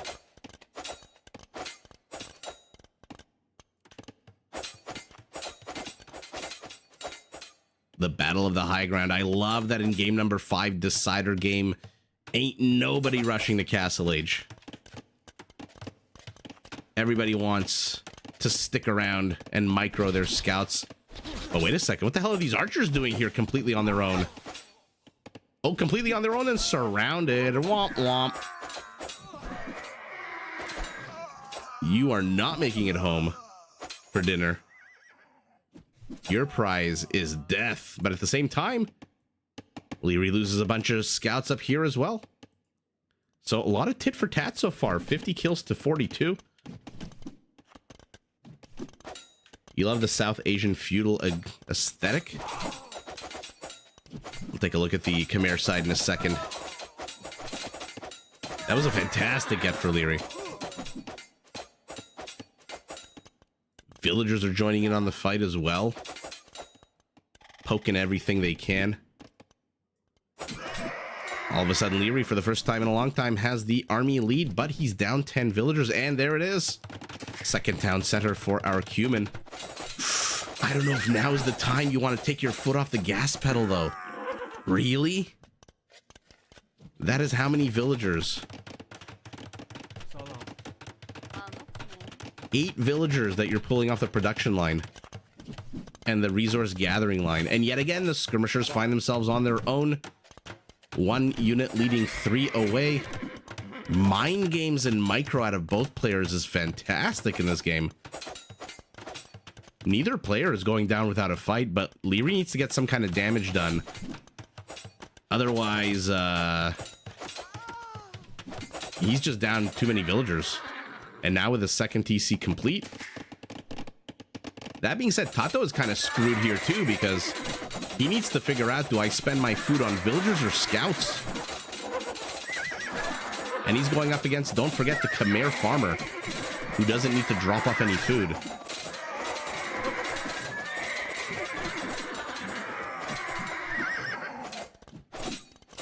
Ooh, Grant.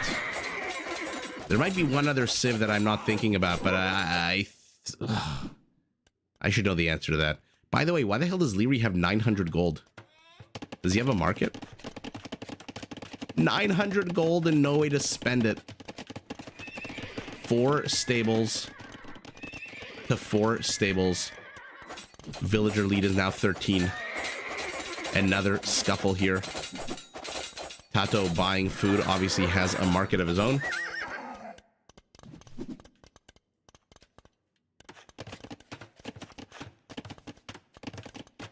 thought there was one other one, but I might be thinking of a different unit. Ooh, you've got to deny the market. You've got to deny the market.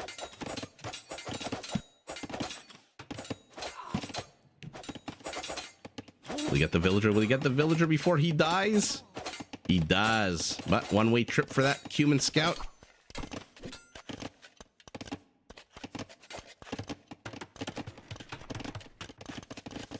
And Leary is here to the rear. He's ahead army. He's down 18 villagers.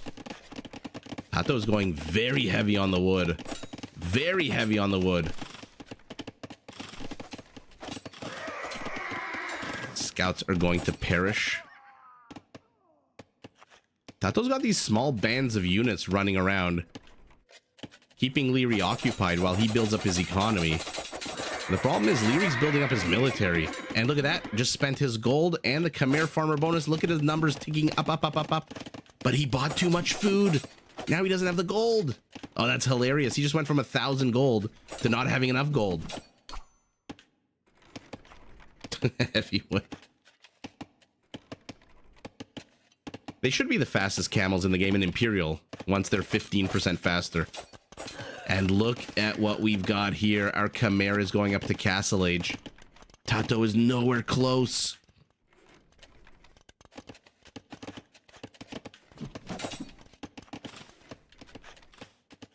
Again, small bands of units, but these are scouts. Not too sure they're going to accomplish too much here.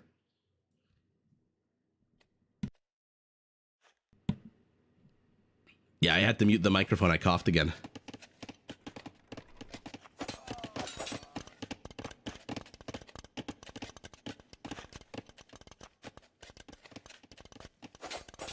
For some reason, Tato abandons the high ground. I'm very curious. Now Leary has to buy food. Food for 181 gold, by the way. Yikes. That is a heavy, heavy price.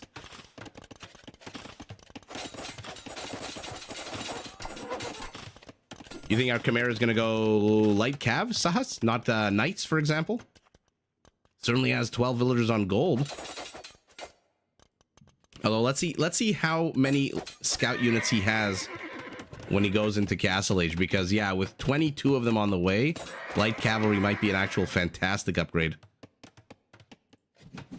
And Tato is not finding any damage. He did a lot of damage early on, but now 8, 7, 6, 5, 4, 3, 2, 1. Castle Age Khmer immediate. Okay, well, Sahas, you were right. Immediately light cavalry, but immediately 3 knights as well.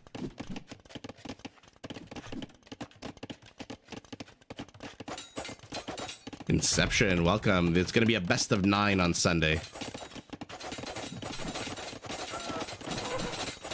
And Tato is in so much trouble. Back away, back away, back away, and start pumping out spearmen. Okay, he's going up to 7 spearmen. An attempted trap, but the villagers are not going to make it through.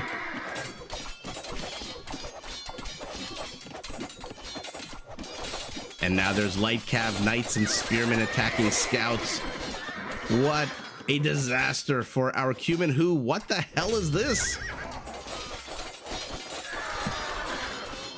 Oh my god, he's going survivalist style with a ram. I'm assuming he's going to put the spearman in the ram? What the hell is he doing with the ram?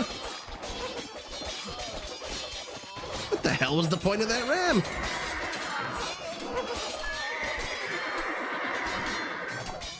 Cat, if my voice is fine, I feel like I'm like coughing up a lung. If my voice is fine, I'll stream on Sunday the finals as well. But Leary. After such a back and forth, what are you? 2 scouts? Okay. What a back and forth. And this just goes to show you, I'm going to say one thing about this game. There's always people who think they know all the right answers. They think they know all the right strategies. They think they know everything about every Civ matchup and the statistics and this, and they're experts on everything. Why did Leary win this game? Because Tato didn't punish his gold income. Tato went after farmers. He went after lumberjacks. He went after feudal age resource gatherers. And then Leary, little by little, 19, 18 minutes in, accumulated 1,200, 1,100 gold and just bought his way up to Castle Age. Who would have thunk? Who the hell would have thunk? It's not the villager kills. It's not the military. It's nothing. It's the fact that he had gold. If he didn't have 1,100 gold, Tato would have overrun him left, right, and center with his small clumps of units. This is why in Age of Empires, you can never really tell what the hell's going to happen. You can never tell what the hell's going to happen. And what a fantastic example of that. Also, what the hell is this? What was the point of this? Tato ends the game with a lot of wood in the bank as well. Market abuse, quote unquote. Yeah. Oh, yeah. That house bonus saved Leary like 7, 8, 9, 10 villagers. All of these villagers are alive because of that house bonus. They all have a little bit of damage. Well, some of them have a little bit of damage. Aw, Cat, none of your favorites won. But there you go. You know, you do everything right on paper in Feudal Age. You go after the food, which is the most important resource. You take good battles. You kill more villagers, 15 to 7. You stop your opponent. Look, Leary didn't even expand to the rear. There's no mill. There's no hunters. These are the same gazelles he started the game with. But again, because this random little gold pile was left alone for the longest time, he just bought his way up to castle. He's not a Saracen. He's not the Hindustani with 10% commodity trading fee. Wow. It just goes to show you, you can never tell in this game. This is why I love this game, because there's just so many different ways to win. And I was opening my big mouth about villager kills and blah, blah, blah. Ultimately, Leary with 7 kills to 15 takes it. Light cav to light cav. And see, Tato had more units. Tato had more archers. He had more spearmen. He had more scouts. Did everything right except one small oversight. He left the gold alone. But how the hell was he supposed to know? How the hell was he supposed to know? Crazy. About 3,000 resource difference. No stone for either player. Food identical, but look at the wood count. Again, Tato going bonkers on the wood. The man loves to jack his wood on Age of Empires. 1 raising, no conversions, total kill count. I mean, this is a little skewed. I feel like half of these, half of the difference was in this one battle here that was like 5 seconds ago. And again, what the hell was the point of this? What did he want to accomplish with this siege workshop? And yeah, Tato loses with 30 more villagers because he took his foot off the gas pedal with this. Which, to be fair, you know what? If he had stopped the gold intake and Leary was stuck in Feudal Age, maybe this villager lead would have netted him huge results. As things stand right now, probably would have been better to sell the wood, buy the food, click up, and try to defend. But his base is completely open. Humans at least have palisades with a little bit of extra HP, but no real walls to speak of. And unfortunately, Tato's dreams of Red Bull Wololo championships are ended. Never enough wood. My goodness. Cuban bonuses feel like they're good on paper, not in practice. It really depends. Like this bonus, I don't understand at all. I don't know why he went rams. Or a ram. Maybe he wanted to put spearmen inside. Maybe he thought he was survivalist there for a second. But in any event, I think that's going to be it for us tonight. And what a fun 2 sets. The first one, a little bit of a bulldozer, 3-0. Congratulations to Hart. And this one, very hard fought battle. Congratulations to Leary, who makes it into the semifinals. Fantastic. I mean, I can't get over this. All it took was 1,100 gold to swing this entire game. A 25-minute kill fest. 25 minutes, 130 kills.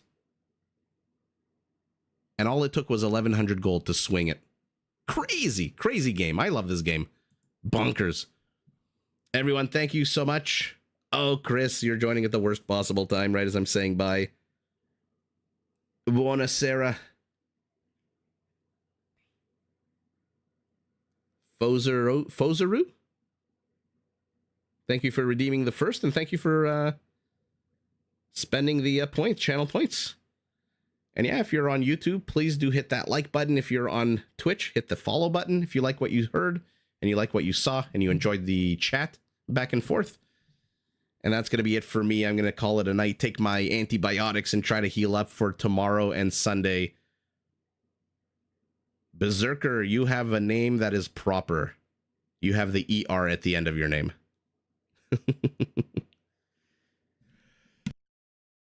You only watch for 4 minutes. All right. Well, everyone, thank you so much. Again, I appreciate it. And I'm not going to belabor the point, but yeah. Everyone who chatted, first time, not first time, I really do appreciate all of it. And even everyone who joined right at the end, Chris and Berserker, watched the last few minutes. I appreciate it. But in set number 1, Hart takes it. Set number 2, Leary takes it. And we have ourselves a nice Leary, Hart, Viper, Hera semifinals tomorrow, I believe. And then the best of 9 finals on Sunday. And, yeah, Bear Shirter, exactly.